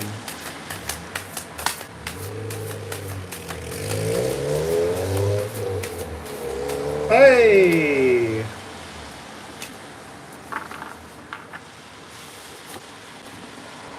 So look, you've got the candle with the condor. So this is almost like you become the condor. You become the divine guest.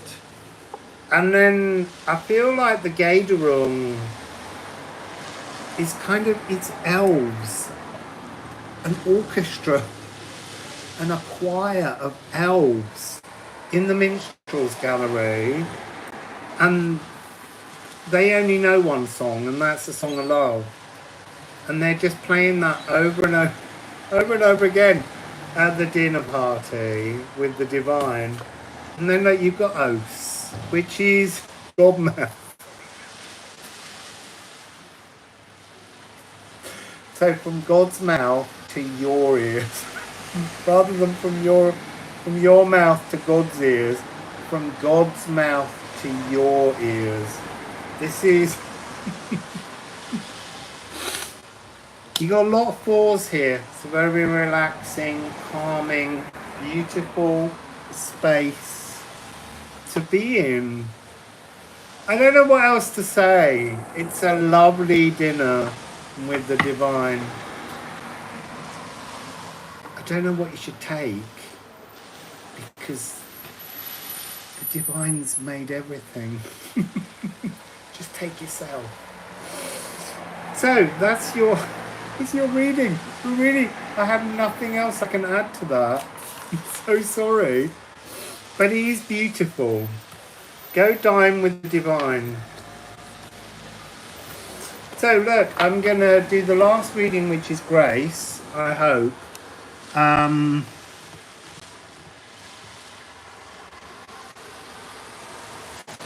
Ah, geomagnetic storms. Well, they really did get in there, but it was partly to remind me to not give away all the story, because it was important that Living Light has some things to discover at the Divine Dinner. So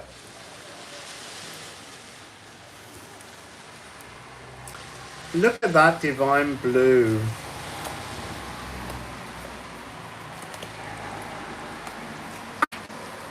So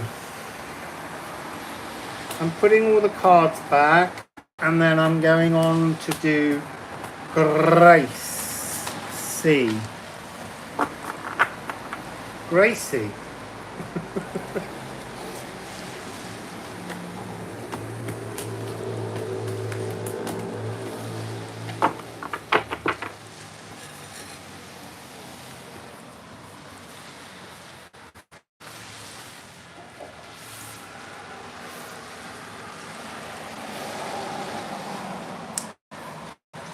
So great. We've got, hello, it's a bit dark. This is the last one. 213, oh look, 21400. So Gracie. Apparently we're beginning with the runes. The runes. Oh no, I didn't know that you wanted one. If I can fit it in, I'll do it after this one. I just need to see. Otherwise, maybe I'll be doing another one definitely next weekend, Saturday or Sunday. But let me see. I've got no moderators, so I missed seeing it. So Gracie, but you're opening with Weird Hamir. Oh cool, it will be great. I still might do it. Let's see. I think I might need a wee.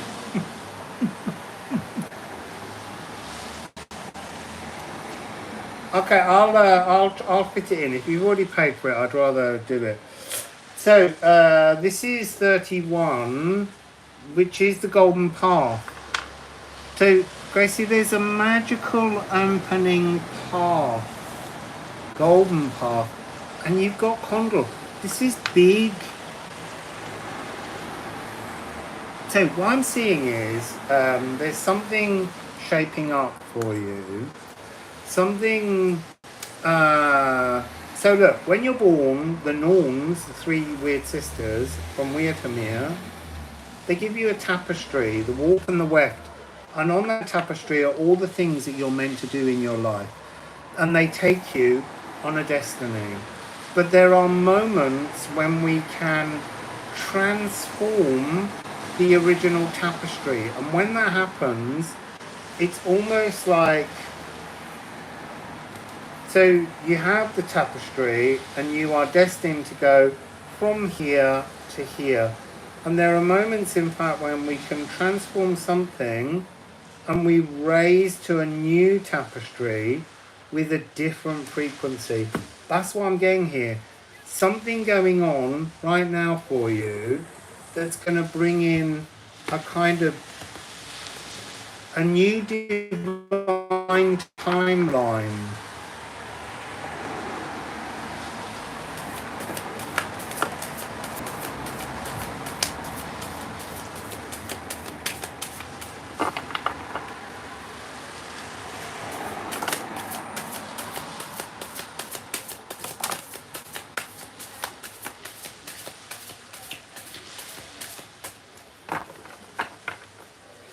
So, 33, here we have Gar, which is to spear and to trove, which is to transform something, moving, from one tapestry to the next tapestry, gifted by something you've already completed.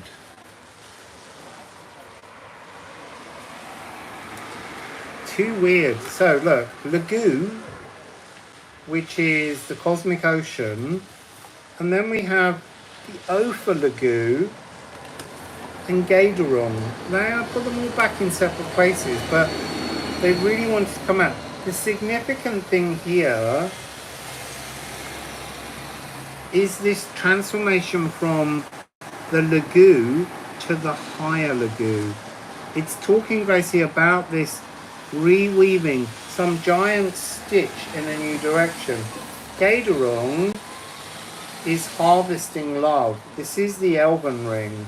So when I was in Portugal at the Great Dolmen, all the elves came out and stood around me, hundreds and thousands of them, in a big circle, and they were both holding hands and not holding hands. And that's got something to do with this energy, this energetic transformation. There's a point at which, isn't there something in here about cross spears being symbolic of working together? Because you place your hand on the sword to make a troth, there's some kind of energetic response coming towards you that's going to just suddenly pick you up and move you to this new timeline. Ah, that's interesting. So, night, how we troll ourselves, how we disturb ourselves, how we cause things to be disrupted, how we allow depressions to take hold. Then here you have Esk, the personal Yggdrasil tree, Loki. This is a completely different energy of clarity, but as we reach for that clarity, there's a little bit of playful chaos that Loki likes to bring. So there's a shift again, like this is the old tapestry, the Lagoon, and that's being transformed to the higher Opal Lagoon frequency. Wassail. Look, I've got a moderator. I didn't have a moderator, Ariel, and so I keep missing missing who wanted readings. So, Opal Lagoon, just for you. The Elven. I'm getting this sense that this is sung away. Oh, look. Our inner trolls pose challenges blocking our bridges out of the doldrums. You're being lifted out of the doldrums by Loki. Loki, remember, is a giant. He's bigger than a troll. So let's get some musical alchemy on this.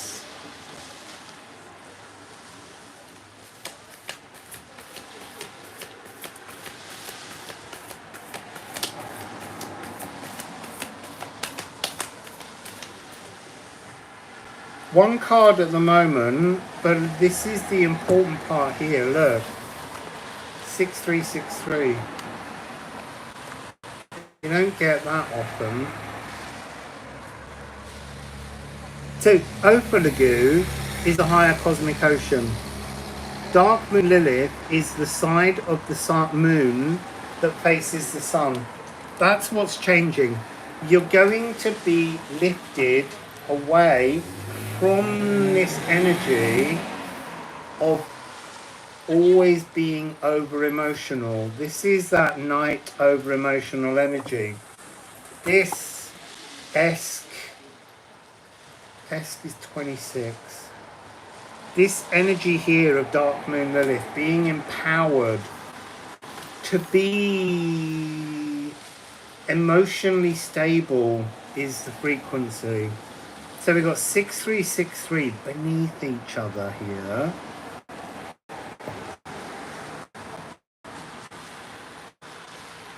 So I'm going to shuffle again and see what else is coming out. This is a new musical freedom change of tune, liberated, not confined, glowing with truth and knowing your harmony, returning to retune the music of the spheres. The music of the spheres, the great candle, the symphony of the planets. This new platform, this new tapestry, this new weave.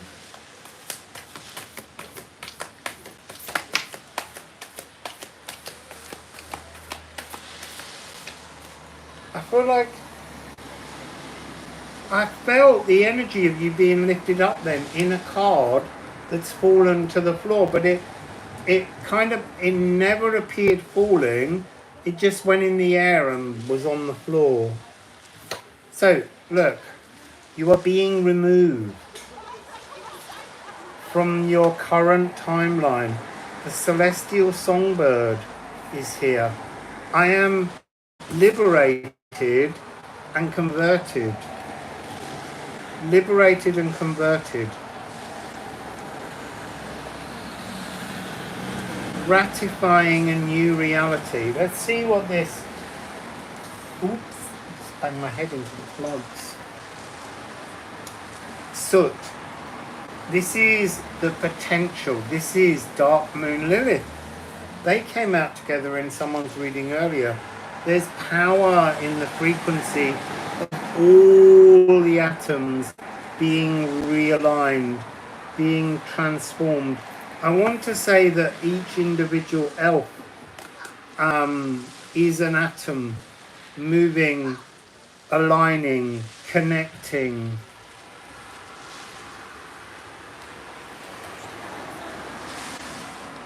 All notes retune. So currently it feels as though you're resonating on a tapestry of A440. You're being moved to a tapestry of A432, a much more harmonious, resonant, rooms having sounds that you can hear inside them, maker molecules, possibilities, and adding your soul chord to the galactic symphony. What's taking place here?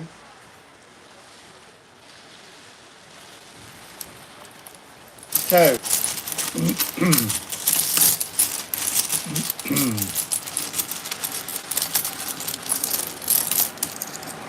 there's like an energy where just before this happens, there will be like a pause.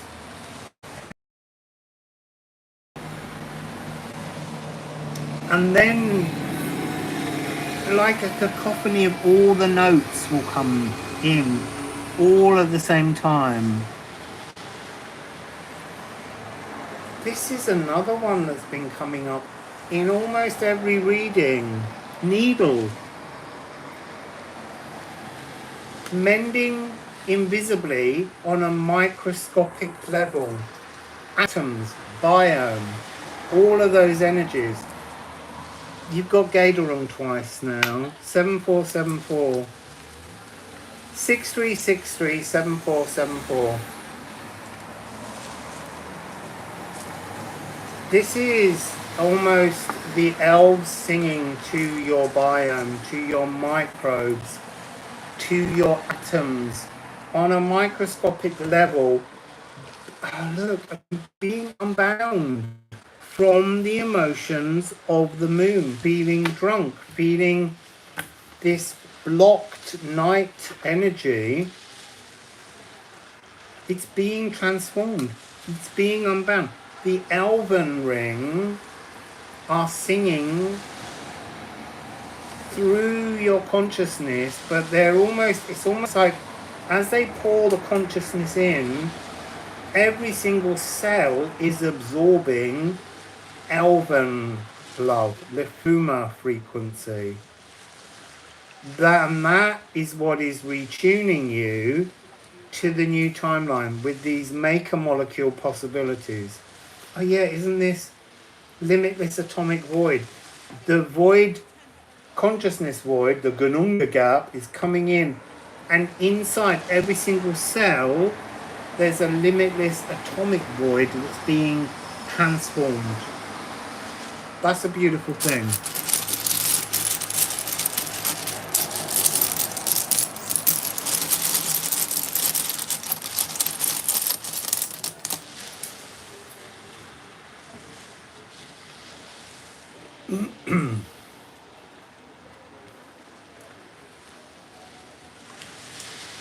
So I don't know which way around to put these. You've got 12 needs. It's hard to show the black ones. And hanger through. This is, don't rush this process. Allow this review to take shape. You see, we've got 7474, 7576, 7474. Wait, pause, allow the energy to settle in. Give yourself time to review your needs moving forwards. Ask yourself, what do you need? What is really going to make a difference to your world? You see, you've got 3, 3, 3, 6, 3, 6, 3, 6, 6.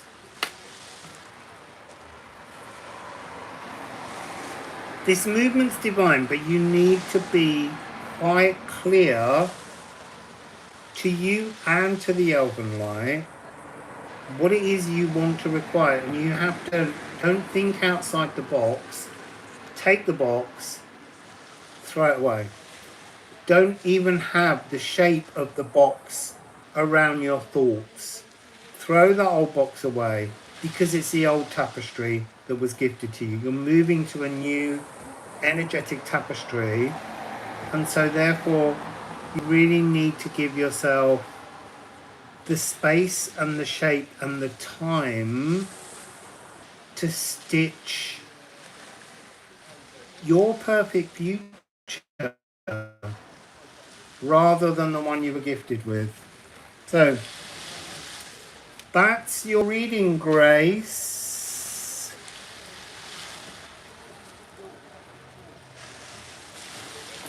I hope that's good. So I'm now going to pull those away, but while I do that, I'm going to show you outside again. So DA, dirty fork. I am going to do your reading because it will make me feel much better to have all of these completed.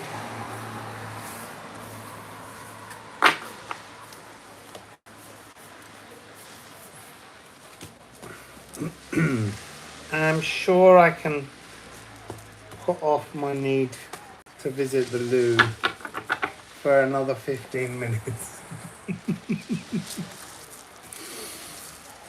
So let's pop. I feel like with the window open showing everyone the outside, I feel like everyone can hear me, see anyone looking up. Because of all the lights on now, I feel very exposed. So, I don't know if I can... it's not helpful, is it? So, are you still there, Dirty Fork? Cool, right.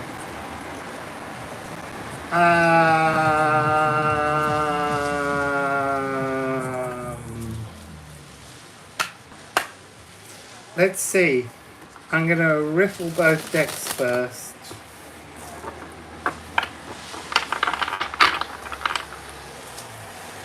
I'm so sorry if I missed anyone else. It's hard to be your own moderator and keep up. And there is a way of making people moderators, but I can't remember how you do it.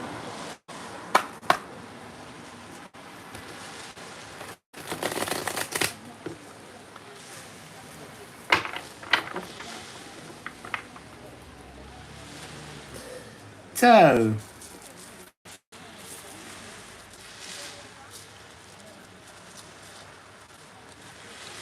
yeah, it's a beautiful view. What I love most is at night with the windows open, you just can hear the sea. Not when it's low tide, because then it hits sand, but when it comes in and it hits all the shingle, that is such a. I just love it, and it's lovely waking up in the morning, pulling the curtains open at dawn and seeing the sun come up over the water. It's very humbling, it must be said. So you're opening with wolf protection. This is antimony. It's house 4. It's about how we shape our life. Oh look, you've got wild instinctual human nature. That was on Mick Moore's, but it wasn't on the card. It was just a resonant energy.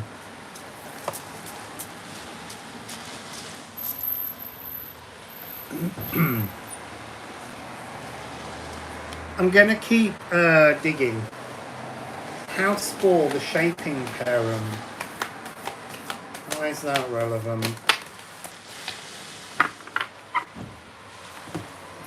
Square dance. Traditional square dance, 4-4. There's something here about 4-4-4. Jupiter trap, prison. Something actionable contention.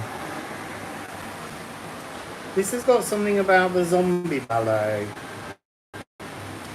Trapped in the zombie ballet, thrown into unnecessary discordancy.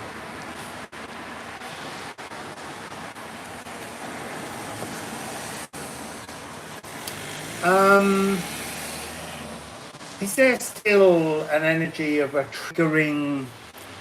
A parent is what I want to say, but I don't necessarily mean parent. It could just be someone who is a sibling or a boss or a work colleague, someone who's known you long enough to poke buttons, because that's keeping you in what I call the Jupiter frequency trap. We often see 444 as a divine energy, but it is an energy of Jupiter, and Jupiter, like everything, can have both sides to the energy. Now, interestingly, the next two energies are Embers, Stellar Nursery, and Follis.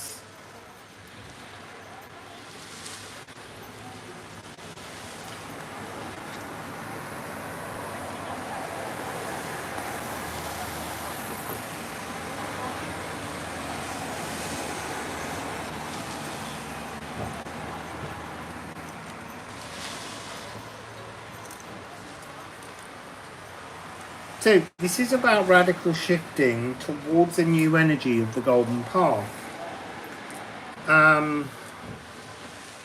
Sri Lanka is coming into my head for some reason. Ceylon, train journey, Asia. There's something, but I'm hearing like finger symbols and things. It's not like some crashing great symbol.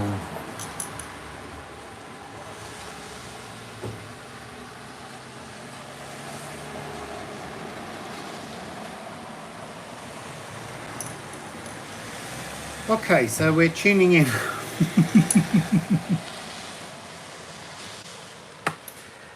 Yeah, so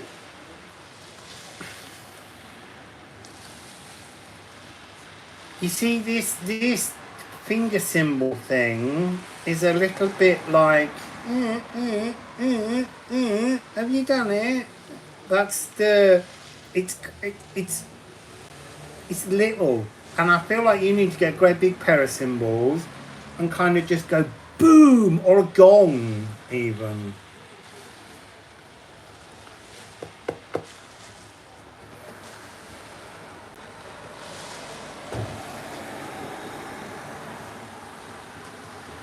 I need to put some runes on. Ah, hang on a minute. No, there's something else.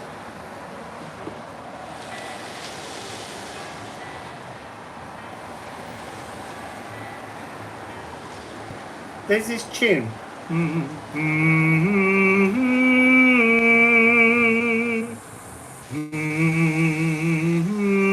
That's the Jupiter note. Solar plexus to Jupiter.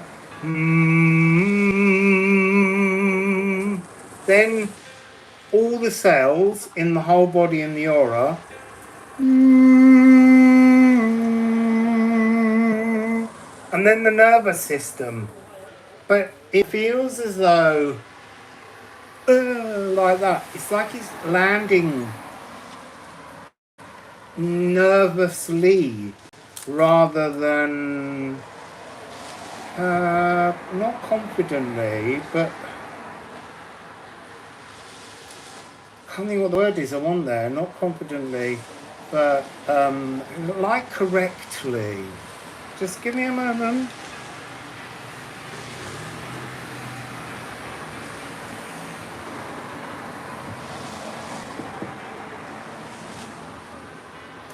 It needs the A of intuition at the end. So,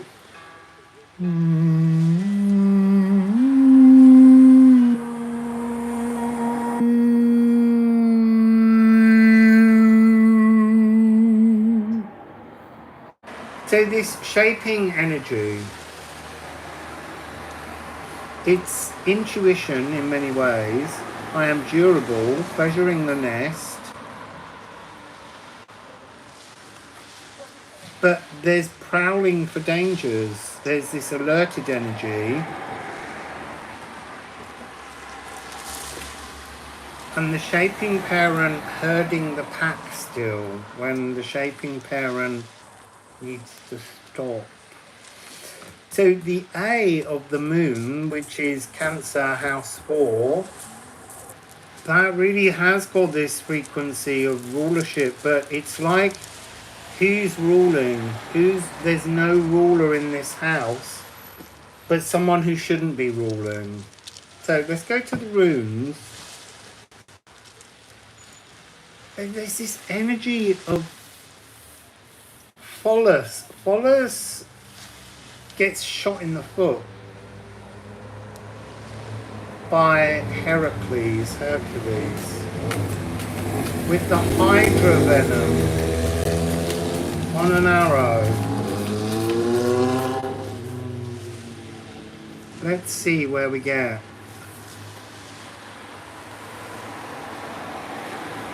See here we've got Night, the War Rune, the Fear Tune.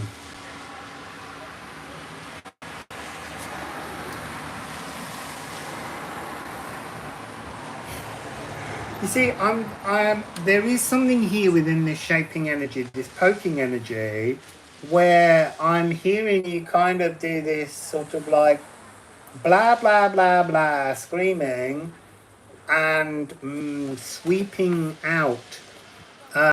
So I want to say I'm picking up this energy of a French phrase. Sorry, I'm forgetting to look.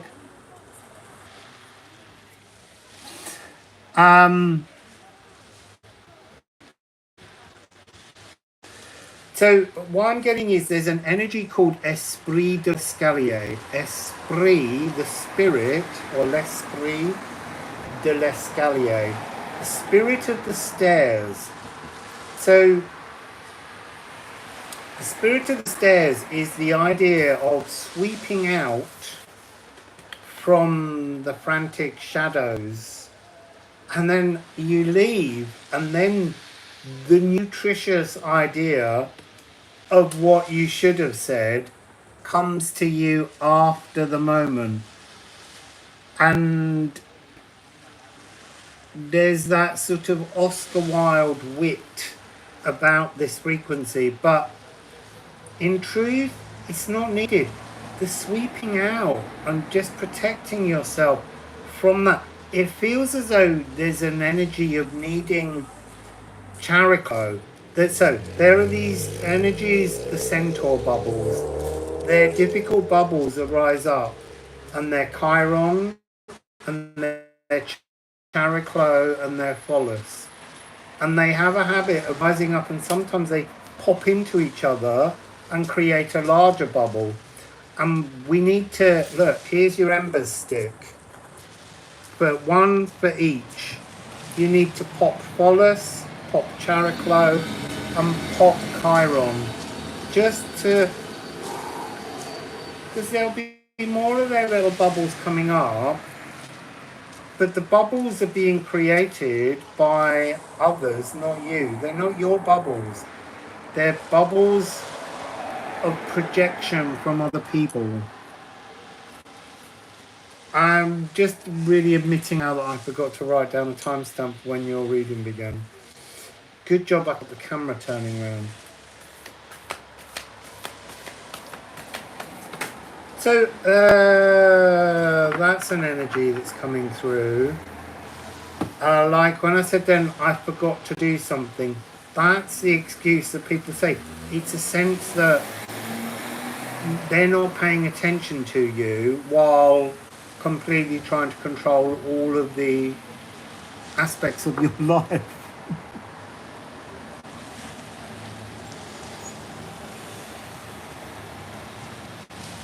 Oh, Nessus. Yeah, I didn't put Nessus in this deck.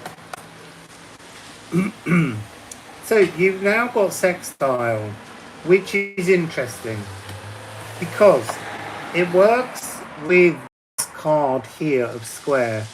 Square is untangling threads, tension that stimulates action, the chance to solve issues that were hidden, and the zombie ballet, the square dance, the 4/4. Here, with Sextile, we're moving to a Romanian folk dance. The rhythm is now in 6/8, which is 2 beats of 3 quavers. It's very dancey. It's really sweetly helpful. Look, this is incredible energy. This Pholos energy, sorry, I got them in the wrong order. This Pholos energy, this golden path energy, is this clash of a symbol, bringing in this new, divinely flirtatious, magical frequency. Sextile is 60 degrees.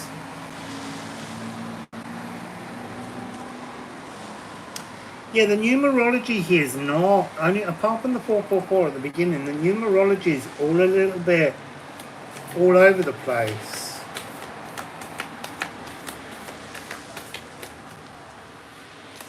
Let's keep going. I want one more of these because we got no. There we go. Now the numerology is becoming more interesting. Where did I see that?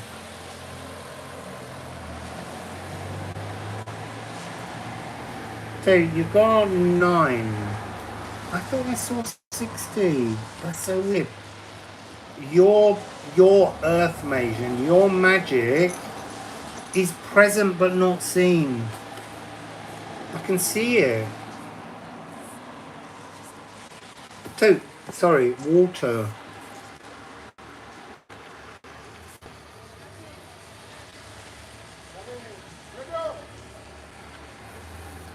So water is yet another realm. This is the emotional sluice gates. So this is the moment when the path changes, but it's almost like the psychic, emotional frequency will almost bowl you off the feet. Bulgarian folk choirs, you know, all those wonderful things. Oh, you've got Bulgarian and Romanian. They're just a border apart. It's like merging with your, from the gold path of gold to the golden path is just a border away, and it's really not a difficult border to cross.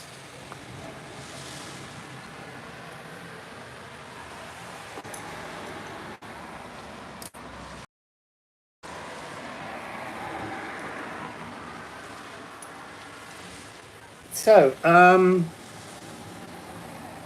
am reading you. Bulgarian folk choir, Pisces, Cancer and Scorpio, flowing.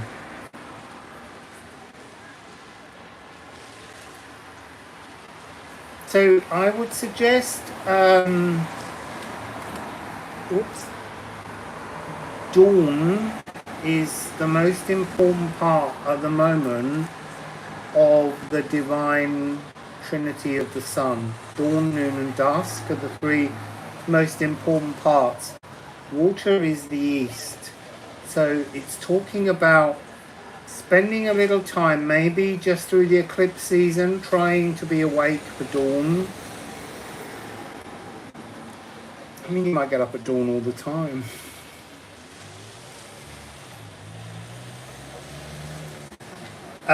So the humours are involved here, phlegmy, like a build-up of things that need to be blown from the nose, coughed from the body. There's a whole series of things going on. I see I've got this 4-8-5-8. Like there's a whole nutrient layer that's just simply involved in letting go of that Esprit de l'Escalier notion. That notion of it's not revenge, it's just a desire to diffuse trauma with wit. And actually, I don't even think that the wit would work. Yeah, I think early to rise for a bit. You need to see the first part of the Holy Trinity. But what's really interesting is I'm going to suggest as well that you rise early but have a nap during daytime.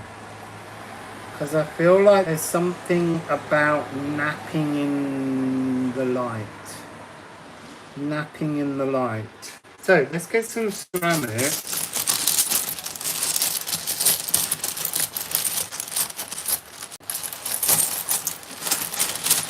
I'm digging deep to the bottom. So we've got Leafshade. Leafshade is to be cradled by the physical world. That's this napping. That's this napping.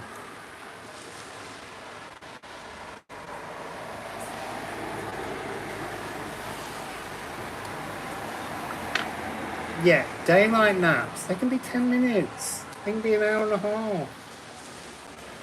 And then you got Hengetru.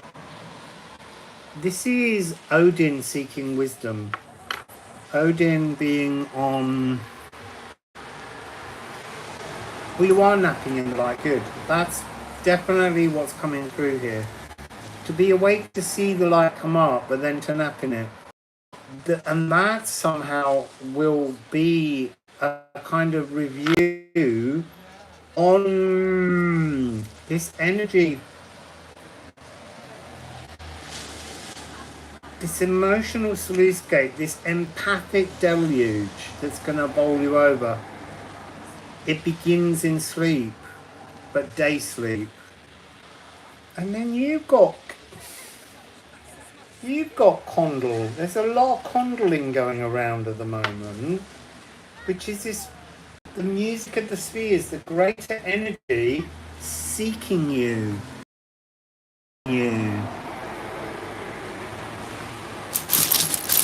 I need some more. So look, here you have Os, God mouth. The mouth of the estuary. And then 56. This is vein, weathercock, fluctuating. And then you've got 12, which is year, gear, gear. This is the future pantry. So what I want to say here, interestingly,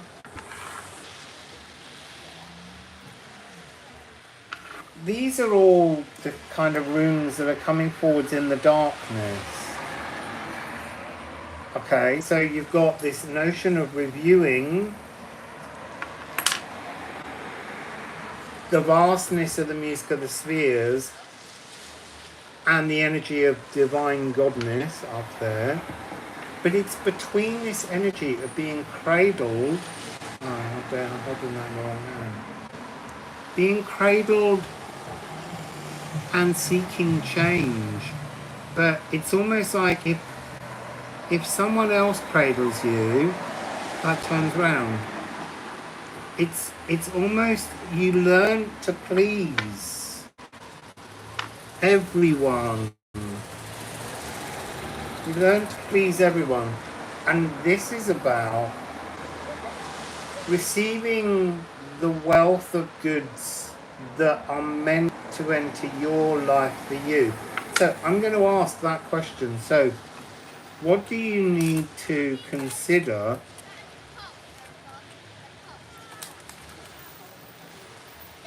hang on a sec, there's something else here in the music.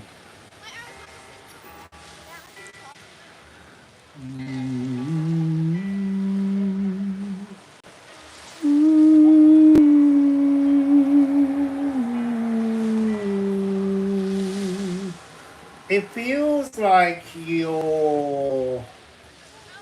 this desire to please help others is pushing you at a melodic stretch and it needs simplifying. So let's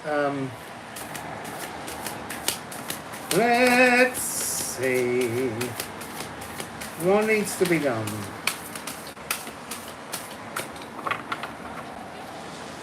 So you got Björk 9, Divine. Oh, you got 9-9. Lady Gate Portal.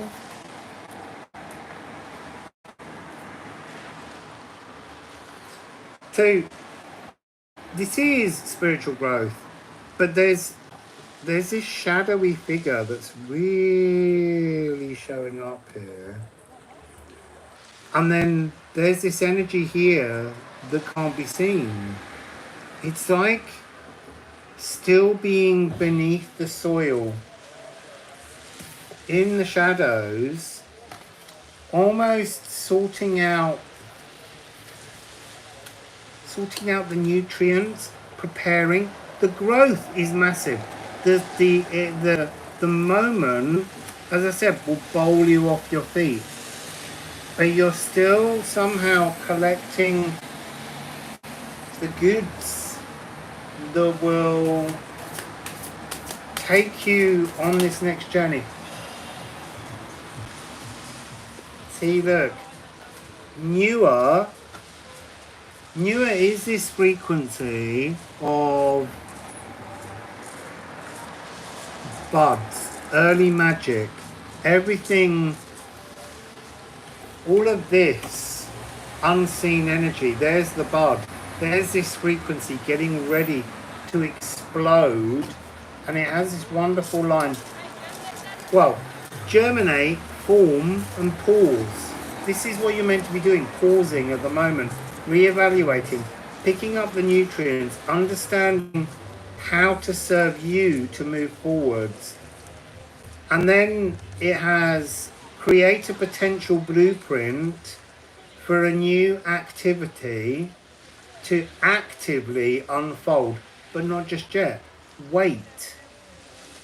Early magic. Create, germinate and pause. Wait. Divine conditions that are required to allow a bud to burst open and show its perfect, beautiful purpose. A divine moment. You've got this energy of this divine empathic deluge. Then it says to call out a petaled shout and attract life to its moment in the sun, scented and colour saturated. So all you need is a divine moment. And at the moment it feels like that is a kind of flirtatious moment where it's not quite settling in, but all the blueprints happening. I'm only showing this because it's a 5/8 and you've got 5/8, 5/8. So the other 5/8 is, look, Lifruma, divine elven energy, but not just yet. But it is a promise. That's the beautiful thing. Getting flirty with the divine frequency so that your flowers and petals will open in their moment of mystical beauty. That's lovely. So that was good. I enjoyed staying here to do that for you. Dirty fork.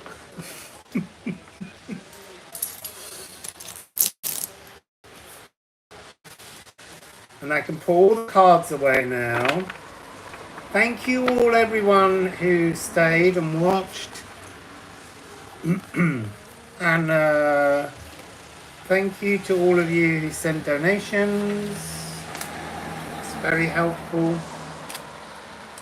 And I will be seeing you all very soon.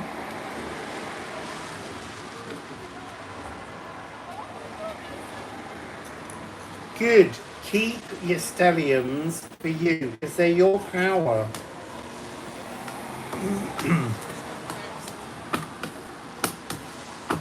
Also, you'll like Mondays, Dirty Fork, because there's butterflies. So so many butterflies in the reading on Monday that I've obviously made today and put together and edited. And there was just, I've been all this summer. They keep saying there's no butterflies. Everywhere I go, I see butterflies. But today, it was an absolute kaleidoscope of butterflies, except they're all white. There's a couple of red admirals. So,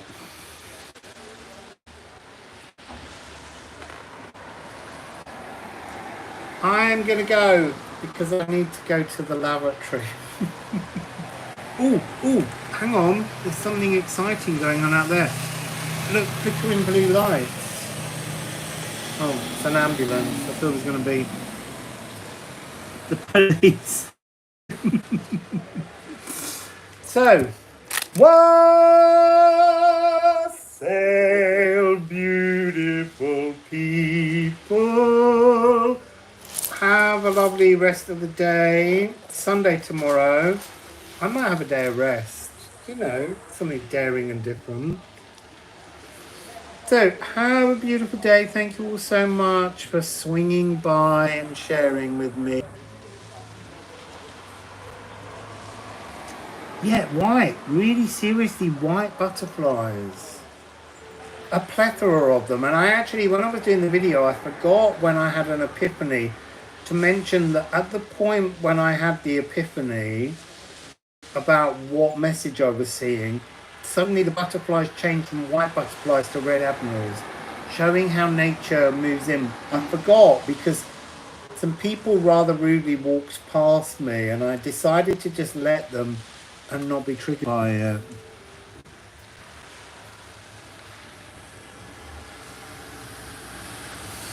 So, I will see you, well, I'll see you tomorrow, or you'll see me. And then maybe I'll do another one of these in the evening. We'll see. I need to see what tomorrow. Because I don't like to say plans, because I don't know until the day arrives what I might feel like doing. So, beautiful, beautiful people, Wassail.